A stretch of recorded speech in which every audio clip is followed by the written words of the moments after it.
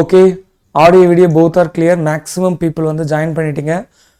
So again நான் சொன்னது தான், ஓல்டு ஸ்டூடெண்ட் எல்லாருக்கும் இந்த கோர்ஸ் வந்து டிஃபால்ட்டாக ஆட் ஆகிடும். ஓல்டு ஸ்டூடெண்ட்டில் டெஸ்ட் சீரியஸ் ஊக்கமுடைமை 2.0 3.0 இது மாதிரி கேண்டிடேட்டுக்கும் இந்த கோர்ஸ் வந்து ரெக்கார்டட் ஆட் ஆகாது, நீங்கள் லைவ் பார்த்துக்கலாம். ஓகேவா? ஊக்கமுடைமை 2.0 student, RRB Vande Bharat test batch ஸ்டூடெண்ட்டுக்கு இந்த CBT2 லைவ் கோர்ஸ் ஃப்ரீ தான். பட் ரெக்கார்டடுக்கு ஆப்புக்கு நீங்கள் பே பண்ணி ஆகணும். ஓகேவா? அதையே நான் சொல்லிடுறேன். சரி, ஓகே. எனிவே நம்ம எந்த வகையில் இதை 30 நாளுக்குள்ளே நம்ம வந்து முடிக்கணும் அப்படின்றத பார்க்கலாம். ஏப்ரல் 5ஆம் தேதி எக்ஸாம்னு சொல்லிட்டு அதுக்கப்புறம் அது ஃபேக்குன்ற மாதிரி அகைன் ஒரு நியூஸ் வந்து வந்தது. ஸோ எப்படி பார்த்தாலுமே வந்து ஏப்ரல் 5 எக்ஸாம் இல்லைனா கொஞ்சம் மேபி தள்ளி போகலாம். ஓகேவா? ஸோ ஆக மொத்தம் வந்து 100 hours பிளான் பண்ணியிருக்கோம் இந்த ப்ரோக்ராம். அப்படின்ற பட்சத்தில் இது வந்து டீட்டெயில்டாக வந்து போகக்கூடிய கிளாஸஸாக வந்து டெஃபினட்டாக வந்து இருக்காது. ஓகேவா? இதுக்கான PDF வந்து நான் குரூப்பில் வந்து ஆல்ரெடி நான் கொடுத்துட்டேன். இந்த PDF வந்து அகெயின் வேணும்னா நான் இன்னைக்கு வந்து நான் சென்ட் பண்ணுறேன். இதில் சார் வந்து எதெல்லாம் எடுப்பார் அப்படின்றத நான் சொல்லிடுறேன். அதுக்கப்புறம் மேமுக்கு சில போர்ஷன் இருக்கும், ரிமைனிங் எல்லாம் வந்து நான் தான் உங்களுக்கு எடுக்க போகிறேன். ஸோ இதில் வந்து பார்த்தீங்கன்னா building material, construction, substructure, construction of super structure, அதுக்கப்புறம் building construction. So building material ரிலேட்டடாக இருக்க ஒரு 5 யூனிட் வந்து சார் வந்து எடுத்துருவார். ஒரு 4-5 நாள் அந்த 5 யூனிட் வந்து கம்ப்ளீட் ஆகிடும், இன்க்ளூடிங் த கான்க்ரீட் டெக்னாலஜி. ஓகேவா? சர்வேலாம் வந்து ரொம்ப ஈஸியான விஷயங்கள் தான். சர்வே வந்து நானே வந்து பார்க்குறேன். இதில் வந்து இன்றைக்கி நம்ம வந்து எது பார்க்கலாம், இப்போ முதல்ல வந்து நம்ம வந்து எது கையில் வைக்கலாம், அடுத்த ஒரு 2 நாள் இல்லை 3 நாள் டார்கெட் வச்சு ஒரு 2 யூனிட் வந்து நம்ம வந்து முடிச்சாகணும். ஓகேவா? 3 நாள் டார்கெட் வச்சு எது அப்படின்னா ஹைட்ராலிக்ஸ் முடிச்சாகணும், ரெண்டாவது இரிகேஷன் இன்ஜினியரிங் முடிச்சாகணும். ஏன் சார் ஹைட்ராலிக்ஸ் இரிகேஷன்ஸ் அப்படின்னு பார்த்தீங்கன்னா அதை தான் எடுக்கலாம்னு தோணுச்சு, எடுத்த உடனே எடுக்கிறேன். ஹைட்ராலிக்ஸ் அண்ட் இரிகேஷன் இன்ஜினியரிங்லேருந்து போன வாட்டி 100 கொஸ்டினில் டோட்டலாக வந்து இது ரெண்டுத்துலேருந்து சேர்த்து வந்து என்னென்னா 8 கொஸ்டின்ஸ் வந்து வந்தது. ஓகேவா? ஸோ நல்ல ஒரு வெயிட்டேஜ் இருக்கக்கூடிய ஒரு யூனிட் தான் நம்ம வந்து இப்போ வந்து எடுக்கிறோம். ஓகேவா? இரிகேஷன்லேருந்து 2 கொஸ்டின் வந்திருக்கு, ஹைட்ராலிக்ஸ்லேருந்து அதாவது ஃப்ளூயிட் மெக்கானிக்ஸ்லேருந்து ஒரு 6 கொஸ்டின்ஸ் கிட்ட வந்திருக்கு. ஓகேவா? ஸோ ஓவராலாக வந்து என்னென்னா ஒரு 8 கொஸ்டின்ஸ் கிட்ட வந்து என்னென்னா இருக்குது. இந்த 8 கொஸ்டின்ஸையும் நம்ம வந்து என்னென்னா 2 days கவர் பண்ணுறோம். ஒன்று மட்டும் நல்லா மைண்டில் வச்சுக்கோங்க. மெனி ஸ்டூடெண்ட் வந்து என்னென்னா இதுவரையும் சிவில்லாம் என்னன்னே தெரியாத கேண்டிடேட் கூட கொஞ்சம் தாக்கு பிடிங்க, எதுவுமே தெரியாத மாதிரி இருக்கும், கொஞ்சம் தாக்கு பிடிங்க. ஓகேவா? தாக்கு பிடிச்சா கண்டிப்பாக வந்து இது வந்து புரியும். ஓகேவா? ஒரு 1 minute வெயிட் பண்ணுங்கம்மா, ஒரு 1 minute. ஓகேம்மா, இப்போ நம்ம வந்து என்னென்னா இந்த ஹைட்ராலிக்ஸ்லேருந்து சில கண்டென்ட் வந்து நம்ம வந்து பார்க்கலாம். பியூர்லி வந்து எக்ஸாம் பாயிண்ட் ஆஃப் வியூவில் எதுலாம் வந்து தேவையோ அதை மட்டும் நம்ம வந்து பார்க்க போகிறோம். ஓகேவா? அதுக்கப்புறம் இரிகேஷனும் நம்ம வந்து ஸ்டார்ட் பண்ணலாம். இரிகேஷனில் hydrology, investigation and reservoir planning, percolations tank and diversion head work. ஓகேவா? டைவர்ஷன் ஹெட் ஒர்க்லேருந்து ஒரு கொஸ்டின் வரும், ஹைட்ராலஜிலேருந்து ஒரு கொஸ்டின்ஸ் வரும். இதில் வந்து 6 கொஸ்டின்ஸ் எப்படி கேட்டாங்கன்னு எனக்கு தெரியல. பட் நம்ம டாபிக் வைஸ் ஸ்ப்ளிட் பண்ணி பார்க்கும் பொழுது ஈச் டாப்பிக்லேருந்து ஒரு கொஸ்டின்ஸ் வரதுக்கான பாசிபிலிட்டி இருக்குது. அப்படி பார்த்தா கூட ஏதாவது ஒரு டாப்பிக்கை அவங்க வந்து கழட்டி விட்டுருவாங்க. ஓகேவா? ஸோ அது எப்படி ஏது அப்படின்றத நம்ம வந்து பார்த்தா தான் வந்து தெரியும். ஓகேவா? சரி, ஓகே, ஃபைன். அகைன் சொல்கிறேன், இது AEJDOக்கான கிளாஸ் இல்லை. AEJDOக்கு மறுபடியும் நான் இது நடத்துவேன். ஓகேவா? மறுபடியும் நடத்துவேன், ரொம்ப பொறுமையாக நான் நடத்துவேன். ஓகேவா? இது AEJDOக்கான கிளாஸஸ் வந்து கிடையாது.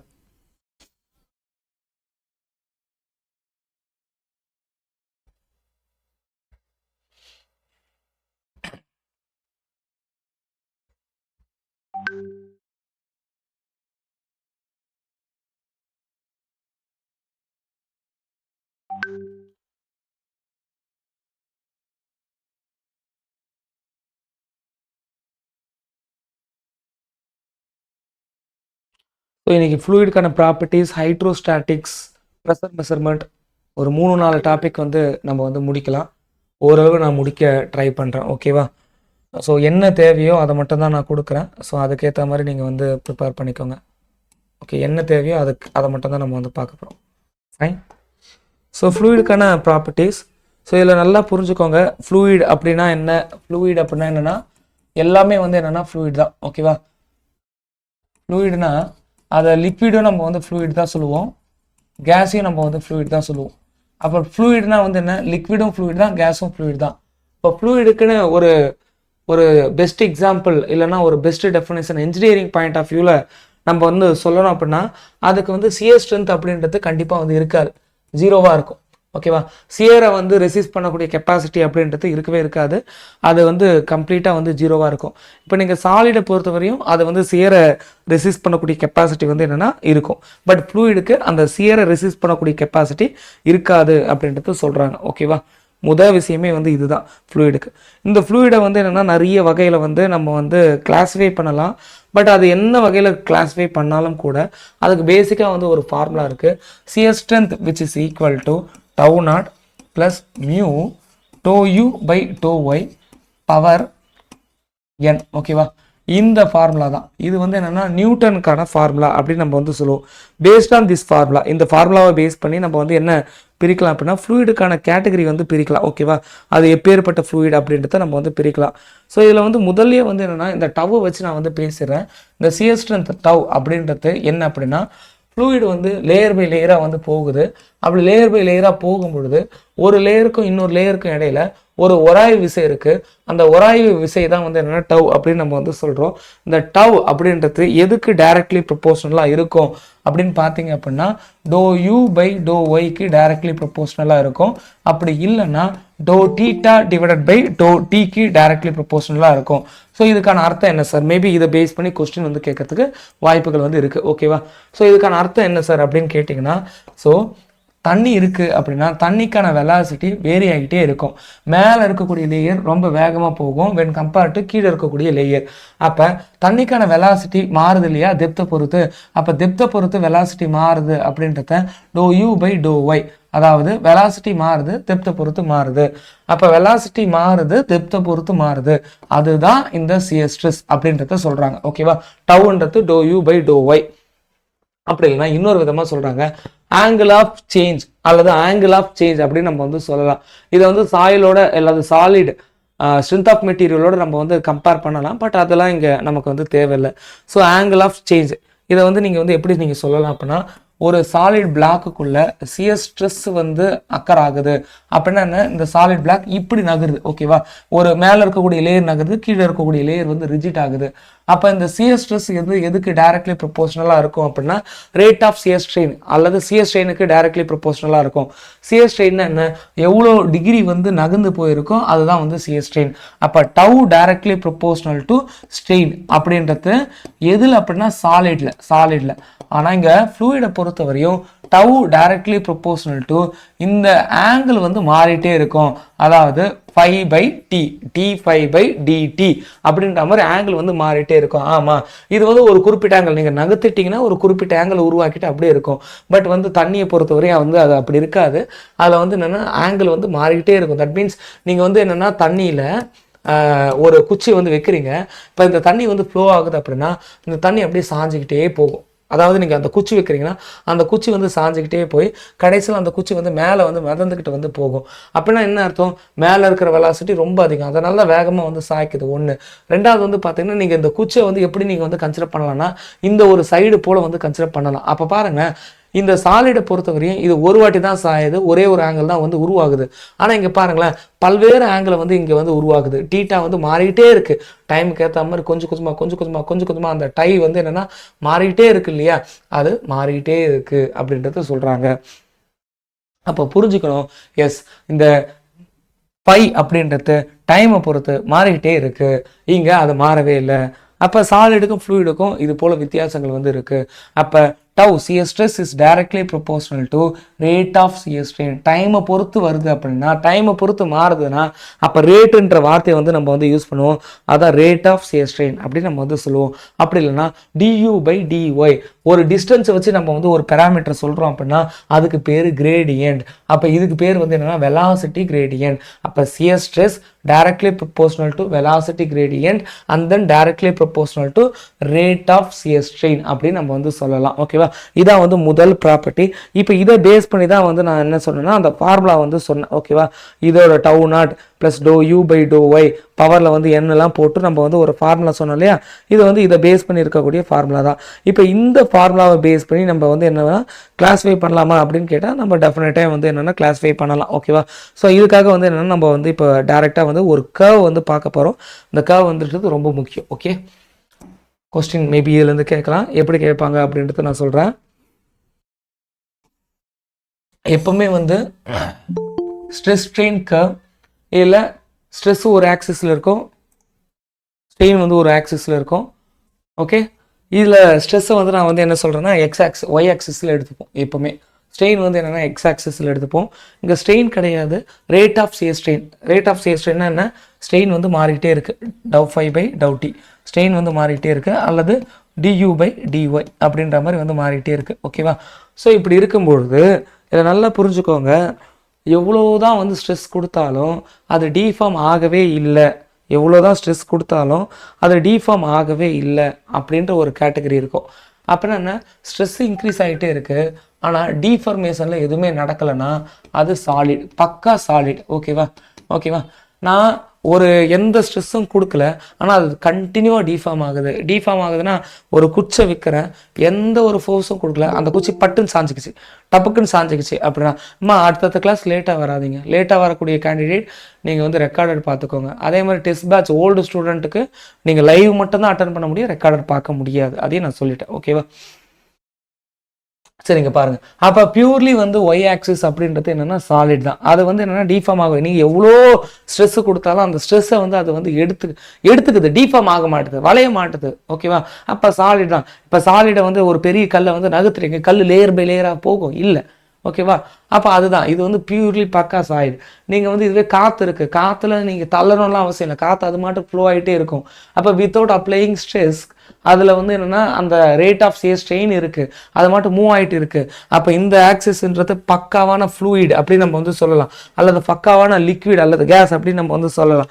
ஸோ இப்படி ரெண்டு ஆக்சிஸ் வந்து இருக்குது. சரி, ஓகே. இப்போ இதில் அடுத்தது நான் சொல்கிறேன், நல்லா புரிஞ்சுக்கோங்க. எண்ணுக்கான வேல்யூவை பொறுத்து எல்லாமே வந்து மாறுது. எண்ணுக்கான value tau which is equal to, நான் ஃபார்முலா வந்து ஒன் செகண்ட் நான் சொல்கிறேன், tau which is equal to tau naught plus dou/u/dou y. Okay, பவரில் வந்து என்னென்னா n. ஓகேவா? இல்லை நான் முதல்ல வந்து என்னென்னா டவு நாட்டை வந்து என்னென்னா நான் வந்து ஜஸ்ட் வந்து என்னென்னா 0 பண்ணிக்கிறேன். ஓகேவா? டவு நாட் 0 அப்படி வச்சுக்கிட்டா tau which is equal to dou/u/dou y பழைய ஃபார்முலா வந்து வருது. இதில் பவரில் வேல்யூ வந்து என்னென்னா n. இப்போ இந்த எண்ணுக்கான வேல்யூ ஈக்குவல் டு 1, எண்ணுக்கான வேல்யூ கிரேட்டர் தென் 1, எண்ணுக்கான வேல்யூ லெஸ் தென் 1. இப்படி நான் வந்து என்னென்னா வச்சுக்கிறேன் அப்படின்னு எப்பவுமே. எண்ணுக்கான வேல்யூ ஈக்குவல் டு 1, எண்ணுக்கான வேல்யூ கிரேட்டர் தென் 1, எண்ணுக்கான வேல்யூ லெஸ் தென் 1. இப்படி நான் வந்து பார்க்குறேன். அப்படின்னா இதுக்கு இந்த வேல்யூஸ்க்கு ஏற்றது போல் வந்து என்னென்னா ஃப்ளூயிடுக்கான நேம்ஸ் வந்து மாறும், அதுக்கான ப்ராப்பர்ட்டிஸ்லாம் வந்து மாறும். ஓகேவா? இப்போ எண்ணுக்கான வேல்யூ ஈக்குவல் டு 1, அப்போ எண்ணுக்கான வேல்யூ ஈக்குவல் டு 1னா பவரில் வந்து எதுவுமே இல்லை, பவரில் வந்து 1 இருக்குன்னு அர்த்தம். இப்போ tau which is equal to dou/u/dou y. அப்போ இது வந்து எப்படி போகுது அப்படின்னா ஒரு ஸ்ட்ரெயிட் லைன் போல் வந்து போகுது. அப்போ அந்த ஸ்ட்ரெயிட் லைன் போல் போகுது அப்படின்னா இதுக்கு பேர் தான் நியூட்டானியன் ஃப்ளூயிட். ஓகேவா? ஒன் செகண்ட் ரிப்பீட் பண்ணுறேன். இந்த tau directly proportional to dou/dou y அப்படின்னா ஸ்ட்ரெயிட் லைனாக போகுது, இதுக்கு பேர் நியூட்டானியன் ஃப்ளூயிடு. எண்ணுக்கான வேல்யூ ஈக்குவல் டு 1 அப்படின்ற மாதிரி வந்து மாறும். இதுவே இது இப்படி வளைஞ்சி போகுது, வளையமாக வந்து வளைஞ்சி போகுது அப்படின்னா எண்ணுக்கான வேல்யூ கிரேட்டர் தென் 1. ஓகேவா? எண்ணுக்கான வேல்யூ கிரேட்டர் தென் 1, எண்ணுக்கான வேல்யூ அதிகமாக இருக்குது, 1.1, 1.2, 2, 3, 4 அப்படின்ற மாதிரி மாறுது. அப்போ இது வந்து பவரில் வந்து அதிகம், பவர் வந்து அதிகம். dou/dou y இந்த பவர் வந்து அதிகம், பவர் வந்து அதிகம். சரி, ஓகே. இது அதிகம் அப்படின்னா வந்து என்ன, இந்த ஸ்லோப்புக்கான வேல்யூ வந்து அதிகமாக இருக்குது பாருங்கள். ஓகேங்களா? இந்த டீட்டாவை கம்பேர் பண்ணும்போது இந்த டீட்டா அதிகம். This is the slope. ஓகேங்களா? dou/dou y அப்படின்றது ஏதோ கிடையாது, dou/dou y அப்படின்றது ஏதோ கிடையாது. இந்த ஸ்லோப்பை தான் நீங்கள் வந்து dou/dou y நீங்கள் வந்து பார்க்கலாம். இந்த tan தீட்டாவை தான் வந்து பார்க்கலாம். இந்த tan தீட்டா வந்து என்னென்னா அதிகமாக இருக்குது, இந்த டீட்டாவை கம்பேர் பண்ணும்போது இந்த டீட்டா அதிகமாக இருக்குது. அதான் எண்ணுக்கான வேல்யூ கிரேட்டர் தென் 1 இருக்கும்போது இப்படி வந்து மாறுது, எண்ணுக்கான வேல்யூ லெஸ் தென் 1 இருக்கும்போது கான்கேவ் டவுன்வர்டாக வந்து மாறும். ஓகேவா? அப்போ கான்கேவ் அப்வர்டாக இருந்தால் இதுக்கு பேர் டைலட்டன்ட். ஓகேவா? டைலட்டன்ட்.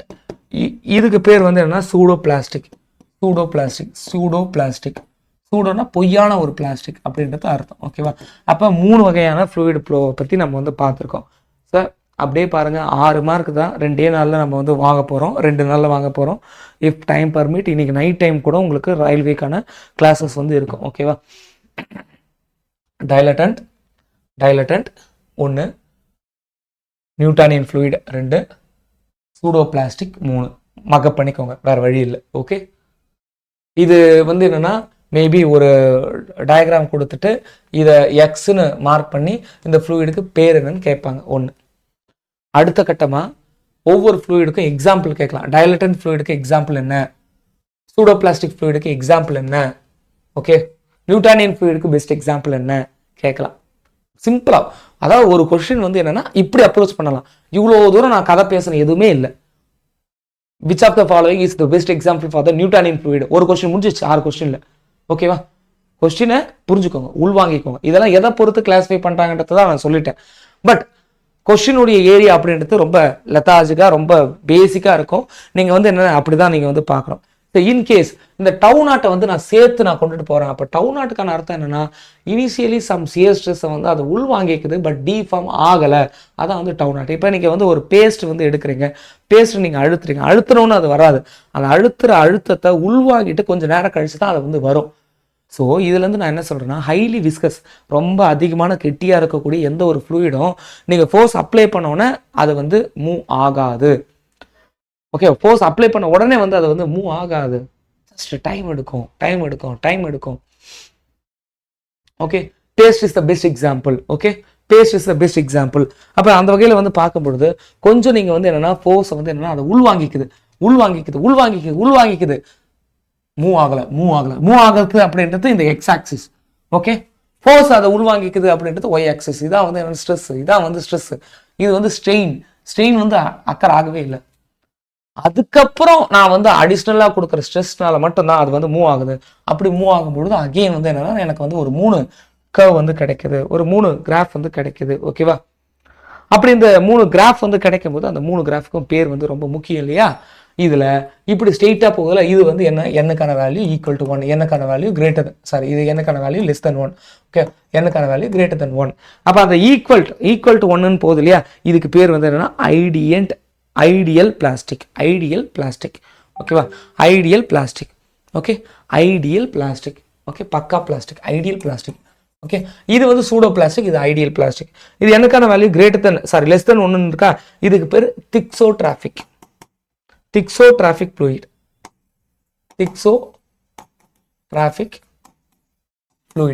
இந்த கீழே இருக்கு இல்லையா, எனக்கான வேல்யூ கிரேட்டர் தென் 1 இருக்குல்ல, இது ரியோஃபெக்டிக் ஃப்ளூயிட்.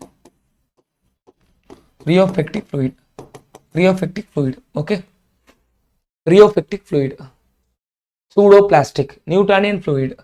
ஓகே, பிடி பீரியட் ஞாபகம் வச்சுக்கோங்க. மேல இருக்கக்கூடிய இந்த கர்வ் பி, இது மேல இருக்கக்கூடிய இந்த கர்வ் டி, பிடி பீரியட் ஞாபகம் வச்சுக்கோங்க. ஓகேக்கா, இது ஐடியல் பிளாஸ்டிக், இது நியூட்டானியன் ஃப்ளூயிட், இது பிடி சூடோ பிளாஸ்டிக் திக்ஸோட்ராஃபிக்.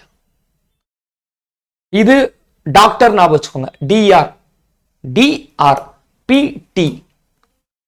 பிடி பீரியட் நல்லா விளையாடுனா டாக்டர் கிட்ட போக வேண்டாம். டிஆர் பேசுற சென்ஸ் வந்து புரியுதா. இங்க இருக்கிற லோயர் வந்து டி, இங்க இருக்கிற லோயர் வந்து ஆர். டிஆர் டாக்டர், டைலட்டன்ட், ரியோஃபெக்டிக் புரிஞ்சுக்கோங்க. இன்னமும் நிறைய எக்ஸ்பிளனேஷன் கொடுக்கலாம், பட் தேவையில்லை. நமக்கு எக்ஸாம் வந்து நெருங்குது, நம்ம அடுத்தடுத்து மூவ் ஆன் பண்ணலாம். அப்போ முதல் கொஸ்டின் ஏரியா ஒவ்வொரு சாப்டர் நான் வந்து போகும்பொழுதே நான் வந்து சொல்லிடுறேன், நீங்கள் எதை பற்றி இது பண்ணணும்னு அப்படியே வந்து ஒரு ஹிண்ட் மாதிரி நான் வந்து கொடுக்குறேன். நியூட்டன் லாவை பற்றி தெரிஞ்சுக்கோங்க. நியூட்டன் லான்றது இப்போ தான் நம்ம வந்து பார்த்தது. ஓகேவா, நியூட்டன் லா, இந்த நியூட்டன் லா ஆஃப் விஸ்காசிட்டின்னு சொல்லுவாங்க, அதை பற்றி தெரிஞ்சுக்கோங்க. நியூட்டன் லா ஆஃப் விஸ்காசிட்டி இதை பற்றி நான் இப்போ கொஞ்சம் மறுபடியும் நான் சொல்லுவேன். ரெண்டாவது டைப்ஸ் ஆஃப் ஃப்ளூயிட். இந்த Newton law of viscosity base பண்ணி தான் இந்த டைப்ஸ் ஆஃப் ஃப்ளூயிடே வந்து வரும். ஓகேவா, ஏன் Newton law of viscosity base பண்ணி வரும் அப்படின்னா, இந்த ஃபார்முலா இருக்கு இல்லையா, இந்த ஃபார்முலா எப்போ கம்ப்ளீட் ஆகும்னு நான் சொல்கிறேன். Tau naught d u by to y power n இருக்குல்ல, இதுக்கு பக்கத்தில் ஒரு மியூ வரும், ஒரு விஸ்காசிட்டி வரும். ஓகேவா, அதனால இது நியூட்டன் லா ஆஃப் விஸ்காசிட்டி அப்படின்னு நம்ம வந்து சொல்லுவோம். Viscosity is nothing but resistance to flow. அதான் நியூட்டன் லா ஆஃப் விஸ்காசிட்டி அப்படின்னு நம்ம வந்து சொல்லுவோம். நியூட்டன் லா ஆஃப் விஸ்காசிட்டியை பேஸ் பண்ணி டைப்ஸ் ஆஃப் ஃப்ளூயிட். ஓகேவா, இது ஒரு சாப்டர், இது ஒரு பாயிண்ட். ஓகேவா, 5 நிமிஷத்துல முடிச்சிடலாம். புரியுதா, types of fluid, Newton law of viscosity அப்படியே வந்து மக்கப் பண்ணுங்க. நியூட்டன் லா ஆஃப் விஸ்காசிட்டி அதில் என்ன இருக்கு, டைப்ஸ் ஆஃப் ஃப்ளூயிட் அதில் என்ன இருக்கு அப்படின்றத அப்படியே வந்து என்னன்னா பாருங்க. நியூட்டன் லா ஆஃப் விஸ்காசிட்டி என்னதான் சார் சொல்லுது, என்னதான் சார் சொல்ல வரீங்க. நியூட்டன் லா ஆஃப் விஸ்காசிட்டி என்ன சொல்லுது அப்படின்னா, directly proportional to d u by to y அல்லது d theta by d t. இந்த சிம்பிளை தூக்குறேன், அப்போ ஈக்குவல் போட்டு ஒரு கான்ஸ்டண்ட்டை சேர்க்குறேன், அந்த கான்ஸ்டன்ட் தான் விஸ்காசிட்டி. அப்புறம் யூ பை ஒய் அப்படின்னு வந்து மாறுது. இதான் நியூட்டன் லா ஆஃப் விஸ்காசிட்டி. மியூனா viscosity. Viscosity is nothing but flow to resistance. இப்போ சம்டைம் வந்து கொஸ்டின் இப்படியே கேட்பான், ஃப்ளூயிடுக்கான ஃப்ளோவை ரெசிஸ்ட் பண்ணக்கூடிய கெப்பாசிட்டிக்கு பேர் வந்து என்ன, ரெசிஸ்ட் பண்ணக்கூடிய அந்த ப்ராப்பர்ட்டிக்கு பேர் என்ன, விஸ்காசிட்டி. விஸ்காசிட்டியை ரெண்டு வகையாக பிரிக்கலாம். ஒன்று டைனமிக் விஸ்காசிட்டி, இன்னொன்று கைனமேட்டிக் விஸ்காசிட்டி. இப்போ நான் சொல்கிறேன் இந்த மியூ அப்படின்றது dynamic viscosity. Dynamic viscosity, dynamic viscosity. ஓகேவா? அப்போ கைனமேட்டிக் விஸ்காசிட்டினா என்ன sir? Kinematic viscosity is nothing but இந்த dynamic viscosity mu divided by rho density. அதை போட்டால் உங்களுக்கு வந்து கைனமேட்டிக் விஸ்காசிட்டி கிடைக்கும் சார். இப்போ இதில் ஃபார்முலா எது? ஃபார்முலா சொல்லியாச்சு. ஆனால் இதில் கொஸ்டின்ஸ் ஏரியா எது? ஓகே, இதில் கொஸ்டின்ஸ் ஏரியா எது? எஸ், இதில் கொஸ்டின் ஏரியா என்னன்னா SI unit of dynamic viscosity. SI unit of dynamic viscosity. இந்த மியூக்கான விஸ்காசிட்டி, இந்த மியூ விஸ்காசிட்டி இருக்குல்ல, டைனமிக் விஸ்காசிட்டி, இதுக்கான யூனிட் என்ன? இதை எப்படி கண்டுபிடிக்கலாம்னா மியூவை மட்டும் ஒரு சைடு வச்சுக்கோங்க, வச்சுக்கிட்டு இதை ரிமைனிங்லாம் அந்த சைடு கொண்டுட்டு போங்க. சிஎஸ் ஸ்ட்ரெஸ் இருக்குது, இந்த u by y velocity gradient வந்து டிவைடில் வந்துடும், யூ பை ஒய். ஓகேவா? யூ பை ஒய் வெலாசிட்டினா மீட்டர் பர் செகண்டு, ஒய்னா டைம், அந்த டிஸ்டன்ஸ் அது வந்து மீட்டரு. இது சிஎஸ் ஸ்ட்ரெஸ்ஸு, சிஎஸ் ஸ்ட்ரெஸ்னா newton per metre square. When simplify this, ஓகேவா, இது எல்லாத்தையும் நீங்கள் வந்து சிம்பிளிஃபை பண்ணிங்க அப்படின்னா உங்களுக்கு newton metre square, okay, newton metre square, இங்கே metre metre get cancel, newton, okay, newton divided by metre square, இந்த செகண்ட்ஸ் மேலே போய் மல்டிப்ளை ஆகும், நியூட்டன் செகண்ட் பர் மீட்டர் ஸ்கொயர்ன்ற மாதிரி மாறும். இதுதான் SI unit. SI unit, okay, SI unit. அப்போ இதுக்கு வந்து சிஜிஎஸ் யூனிட் என்ன? பாய்ஸ். சிஜிஎஸ் யூனிட் என்ன? பாய்ஸ். அப்போ பாய்ஸ்னா என்ன, எஸ்ஐ யூனிட்னா என்ன? Dynamic viscosity. இந்த கைனமேட்டிக் விஸ்காசிட்டிக்கு எஸ்ஐ யூனிட் என்ன? Centimetre per second. Okay, centimetre square per second. Okay, இதுக்கான சிஜிஎஸ் யூனிட் என்ன? ஸ்டோக். Stoke, okay, stoke. அப்போ கொஸ்டின் ஏரியா இவ்வளோ தான். ஓகே, ரொம்ப சிம்பிளாக ஃப்ளூயிடுக்கான ப்ராப்பர்ட்டியில் இந்த விஸ்காசிட்டிக்கான அந்த ப்ராப்பர்ட்டியை வச்சு நியூட்டன் சொன்ன லா, அந்த லாவில் டைனமிக் விஸ்காசிட்டி, கைனமேட்டிக் விஸ்காசிட்டி, அதுக்கான எஸ்ஐ யூனிட், சிஜிஎஸ் யூனிட். அடுத்த கொஸ்டின் ஏரியா என்ன கேட்பாங்க தெரியுமா? SI unit how many Newton second per metre square which is equal to 1 poise, இப்படி கேட்பாங்க. How many 1 stroke which is equal to how many centimetre square per seconds, இப்படி கேட்பாங்க. ஒரு ஸ்ட்ரோக்ன்றது எத்தனை சென்டிமீட்டர் ஸ்கொயருக்கு ஈக்குவல் ஒன்று சொல்லுவோம் இல்லையா? ஒரு மீட்டர்ன்றது 100 சென்டிமீட்டர் அப்படின்னு சொல்கிறீங்க. அதே போல் ஒரு யூனிட்லேருந்து இன்னொரு யூனிட்டுக்கு கன்வெர்ட் பண்ணுறதும் கேட்பாங்க. அப்போ ஃப்ளூயிடுக்கான ஒன் ஆஃப் த பெஸ்ட் ப்ராப்பர்ட்டியை நம்ம வந்து பார்த்துருக்கோம். ஓகேவா? ஃப்ளூயிடுக்கான ப்ராப்பர்ட்டி தான் பார்த்துட்டு இருக்கோம். ஓகே, இன்னும் ஒரு 20 மினிட்ஸில் அத்தனை ப்ராப்பர்ட்டியும் உங்கள் மண்டைக்குள்ளே வந்து ஏறிடும். இல்லைனா இந்த கிளாஸ் முடிச்சோன்னா கையாக வந்து படிச்சிடும். ஓகே, ஆர்ஆர்பி ஜேஇ சிபிடி 2 கண்டிப்பாக காம்படிஷன் ரொம்ப ரொம்ப கம்மி. அது 30 நாளில் கிளியர் பண்ணிடலாம் அப்படின்னு வந்து சொல்கிறதுலாம் ஏமாற்ற வேலை இல்லை. நீங்கள் சின்சியராக படிச்சிங்கன்னா கிளியர் பண்ணலாம். 30 நாள் என்னோட தினம் நடத்தத்தை தினம் முடிச்சிங்கன்னா கிளியர் பண்ணலாம். இல்லைனா இல்லை, அதையும் நான் சொல்லிடுறேன். ஓகே, தினம் நடத்தத்தை தினம் பண்ணணும். Okay sir. டென்சிட்டி வந்து என்னென்னா மாஸ் டென்சிட்டி, வெயிட் டென்சிட்டி அப்படின்னு நம்ம வந்து சொல்லலாம். Mass density, weight density, mass by volume mass density, weight by volume weight density, அவ்வளோதான். Mass by volume mass density.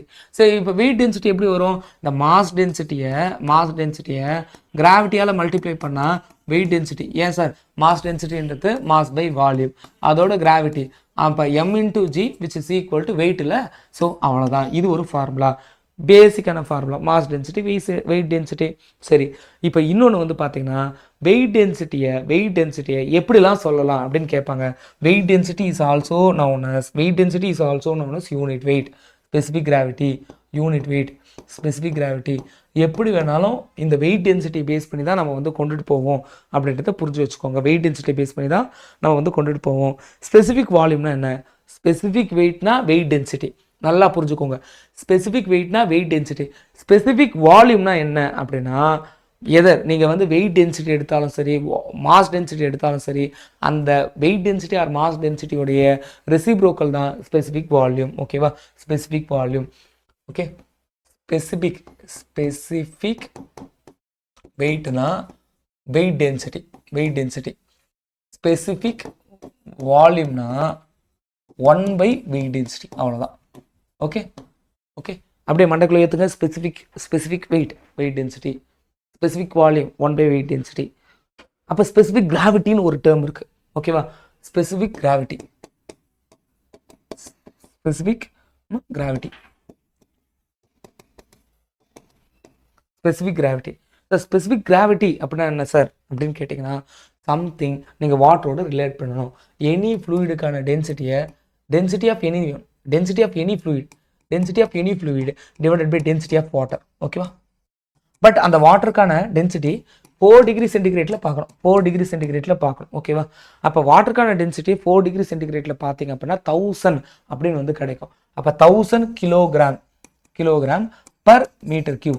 1 metre cube volume தொட்டியில் தண்ணியை வந்து ஊற்றி வச்சிங்கன்னா அந்த தண்ணி கொடுக்கக்கூடிய வெயிட் வந்து 1000 kg 4 டிகிரி சென்டிகிரேட்டில் அப்படின்றது இதுக்கான அர்த்தம். இதுதான் வந்து என்னென்னா யூனிட் வெயிட் ஆஃப் வாட்டர் அல்லது specific weight of the water.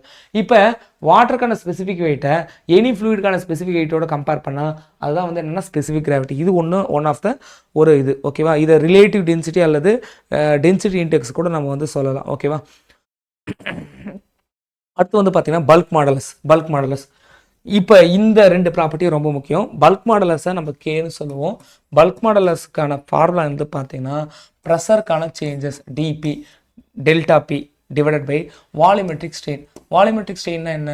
வால்யூமில் எவ்வளோ சேஞ்சஸ் வந்து இருக்குது, வால்யூம் இப்போ ஒரு பலூன் இருக்குன்னா அது x axis, y axis, z axis 3 ஆக்சிஸ்லேயுமே சம்திங் ஒரு சேஞ்சஸை வந்து வால்யூமில் வந்து அதை வந்து ஃபீல் பண்ணுது. அதுதான் வந்து என்ன வால்யூமெட்ரிக் ஸ்ட்ரெயின் நம்ம வந்து சொல்லுவோம். ஓகேவா?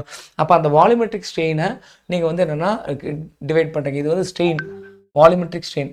அப்புறம் ப்ரெஷர், நீங்கள் கொடுக்கக்கூடிய ப்ரெஷர்னால எந்த அளவு வந்து சேஞ்சஸ் வந்து வால்யூமில் இருக்குது அப்படின்னு பார்த்தீங்கன்னா அதுக்கு பேர் பல்க் மாடலஸ். எஸ்ஓஎம் கிளாஸ் நடத்தியிருப்பாங்க. அப்போ வந்து உங்களுக்கு வந்து புரிஞ்சிருக்கும். நான் இப்போ ஏதாவது சொல்கிறேன்னா அது வந்து என்ன ஃபவுண்டேஷன் பேட்சுக்கு நான் சொல்கிறேன். ஓகேவா? ரயில்வே பேட்ச் பாருங்கள், உங்களுக்கு கொஞ்சம் கொஞ்சமாக வந்து புரியும். பலூனு போட்டு அழுத்துறீங்க, அதனால் அது எவ்வளோ சுருங்குது அதுதான் இங்கே. ஓகேவா? பலூனு போட்டு அழுத்துறீங்க, அதனால் வந்து எவ்வளோ சுருங்குது அப்படின்றத நம்ம வந்து பார்க்கலாம். ஓகே, அடுத்து வந்து பார்த்திங்க அப்படின்னா இந்த பல்க் மாடலஸ்க்கு அப்புறம் வந்து பார்த்திங்கன்னா கம்ப்ரெசபிலிட்டி. எப்படி பல்க் மாடலஸ் வந்து கம்ப்ரெசபிலிட்டியாக பார்க்கணுன்னா 1/k bulk modulus which is equal to compressibility. அவ்வளோதான். எவ்வளோ தூரம் நம்மளால் வந்து அழுத்த முடியுது, எவ்வளோ தூரம் அழுத்த முடியுதுன்னா எவ்வளோ அளவுக்கு அதை வந்து சுருங்குது அந்த அளவு நம்ம அது அழுத்துறோம் அப்படின்னு அர்த்தம். இப்போ 1/k அப்படின்னா பார்த்துங்களேன் epsilon p divided by delta p. அப்படின்னு என்ன அர்த்தம்? கம்மியான ப்ரெஷர் அதிகமான வால்யூம் சேஞ்ச், அதான் கம்ப்ரெசபிலிட்டி. நீங்கள் கம்மியாக அழுத்துறீங்க, லைட்டாக தொடுறீங்க, ஆனால் அது புசுக்குன்னு உள்ளே போகுது, அதான் கம்ப்ரெசபிலிட்டி. நல்ல கம்ப்ரெசபிலிட்டி இருக்குது அதுக்கான அர்த்தம் வந்து என்னென்னா இதுதான். நல்ல ஹை கம்ப்ரெசபிலிட்டி இருக்குது அதுக்கான அர்த்தம் வந்து என்ன இதுதான். ஓகேவா? ஸோ இது தவிர்த்து சர்ஃபேஸ் டென்ஷன்னா என்ன சார் அப்படின்னு பார்த்தீங்க அப்படின்னா அதுக்கு முன்னாடி பாஸ்கல் லா அப்படின்ற ஒரு லாவை பற்றி தெரியணும். பாஸ்கல் லாவை பொறுத்த வரையும் ஒரு ஃப்ளூயிட் இருக்குன்னா அந்த ஃப்ளூயிடுக்கான ப்ராப்பர்ட்டி அல்லது அந்த ஃப்ளூயிடுக்கான பார்ட்டிகளை பொறுத்த வரையும் எல்லா ஆக்சிஸ்லேயுமே வந்து என்னென்னா ஈக்குவலான ப்ரெஷரை தான் வந்து அதை வந்து ஃபீல் பண்ணணும். ஓகேவா? பட் அந்த ஃப்ளூயிடுக்கான அந்த டாப் சர்ஃபேஸில் வந்து பார்த்தீங்கன்னா அங்கே இருக்கக்கூடிய அந்த ஃப்ளூயிட் பார்ட்டிக்கல் அப்படி வந்து ஃபீல் பண்ணாது. ஓகே, உள்ளுக்குள்ளே இருந்தால் பரவாயில்ல, சரௌண்டிங் ஃபுல்லாகவே வந்து அவங்க இடம், அதனால் ஒன்றா வந்து ஃபீல் பண்ணுது. பட் மேலே இருக்கும் பொழுது மேலே காற்று இருக்குது, கீழே வந்து லிக்விட் இருக்குது. அப்படி இருக்கிற ஒரு மேலே இருக்கக்கூடிய லேயரில் இருக்கக்கூடிய அந்த ஒரு ட்ராப்லெட்டை எடுத்து பார்க்கும் பொழுது அந்த ட்ராப்லெட் எல்லா சைட்லேயும் வந்து என்னென்னா ஈக்குவல் ப்ரெஷர் வந்து ஃபீல் பண்ணாது. அதில் டவுன்வர்டாக ஆக்ட் ஆகக்கூடிய ப்ரெஷர் வந்து ரொம்ப அதிகம் when compared to upward pressure.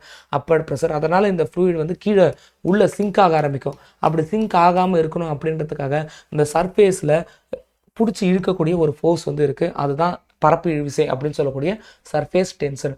ஒரு ஊஞ்சலில் ஒரு ஆளை வந்து உட்காந்து கீழே வந்து தொங்குறீங்க அப்படின்னா நீங்கள் தொங்க முடியாத அளவு நான் வந்து இந்த 2 கயிறை பிடிச்சி ஸ்டிஃபாக இழுத்தனா நீங்கள் கீழே தொங்கவே முடியாது. அதுதான் வந்து என்னென்னா concept.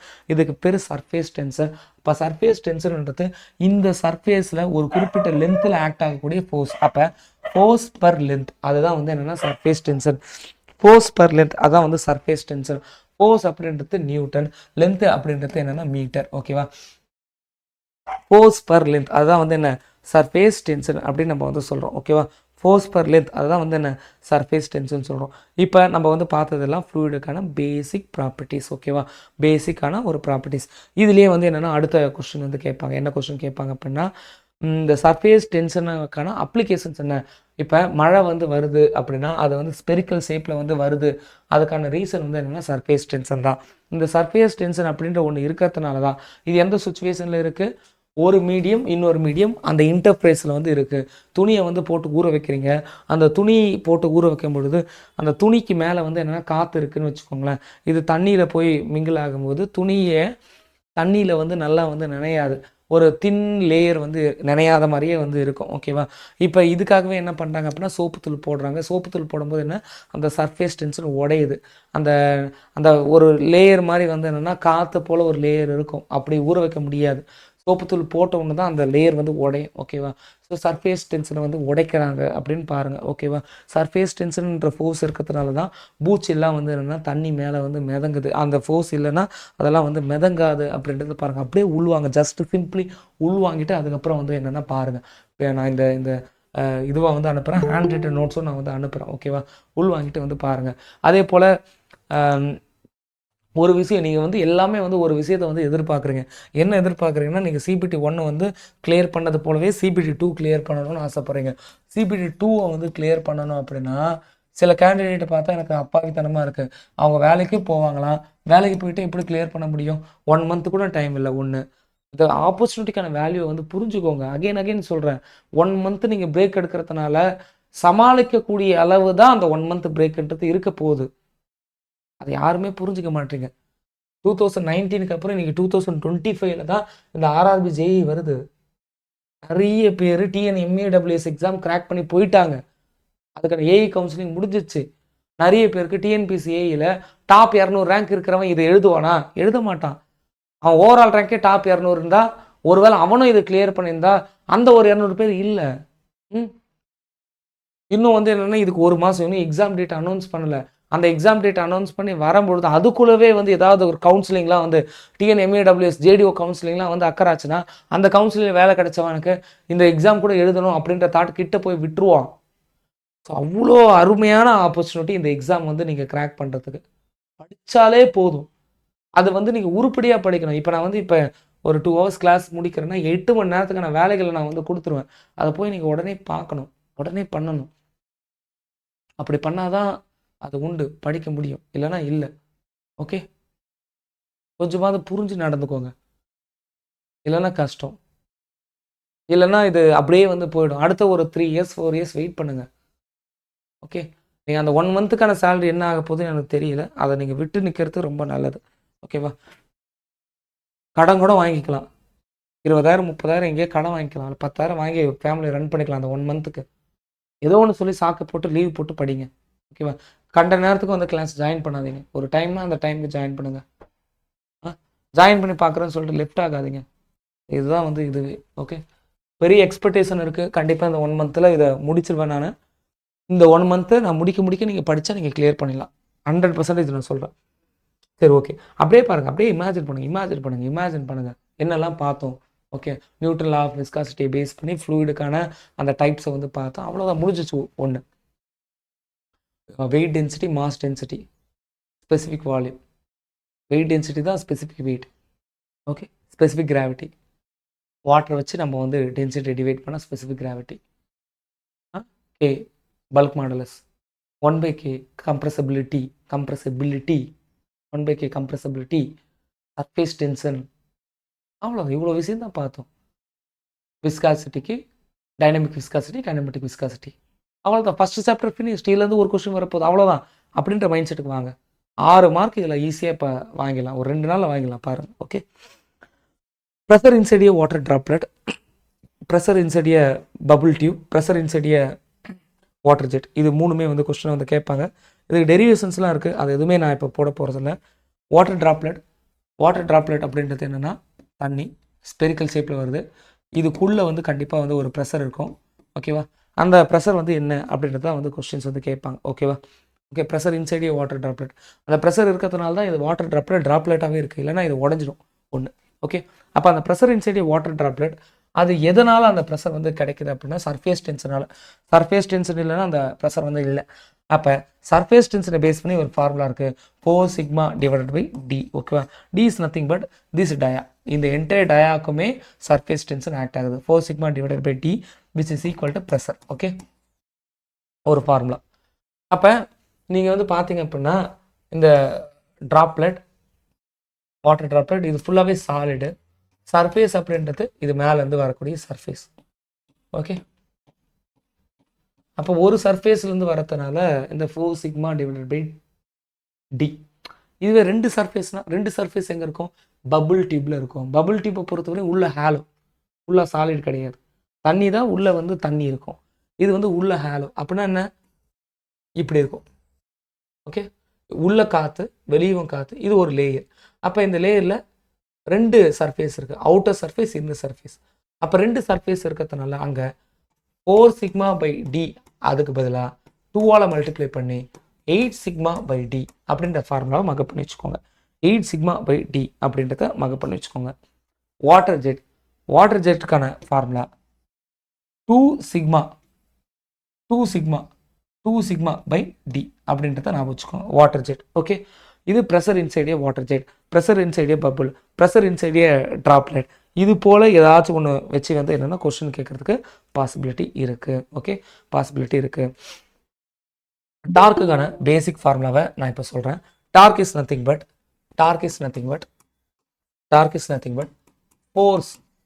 Force into radius. Okay, force into radius. Torque is nothing but force into radius. Okay, force into radius அதுதான் வந்து டார்க். சரி வாங்க, இப்போ இந்த ரேடியஸோட ஆங்குலர் வெலாசிட்டியை நான் வந்து கொடுக்குறேன். ஓகேவா, angular velocity. So torque into omega is equal to force into radius into omega.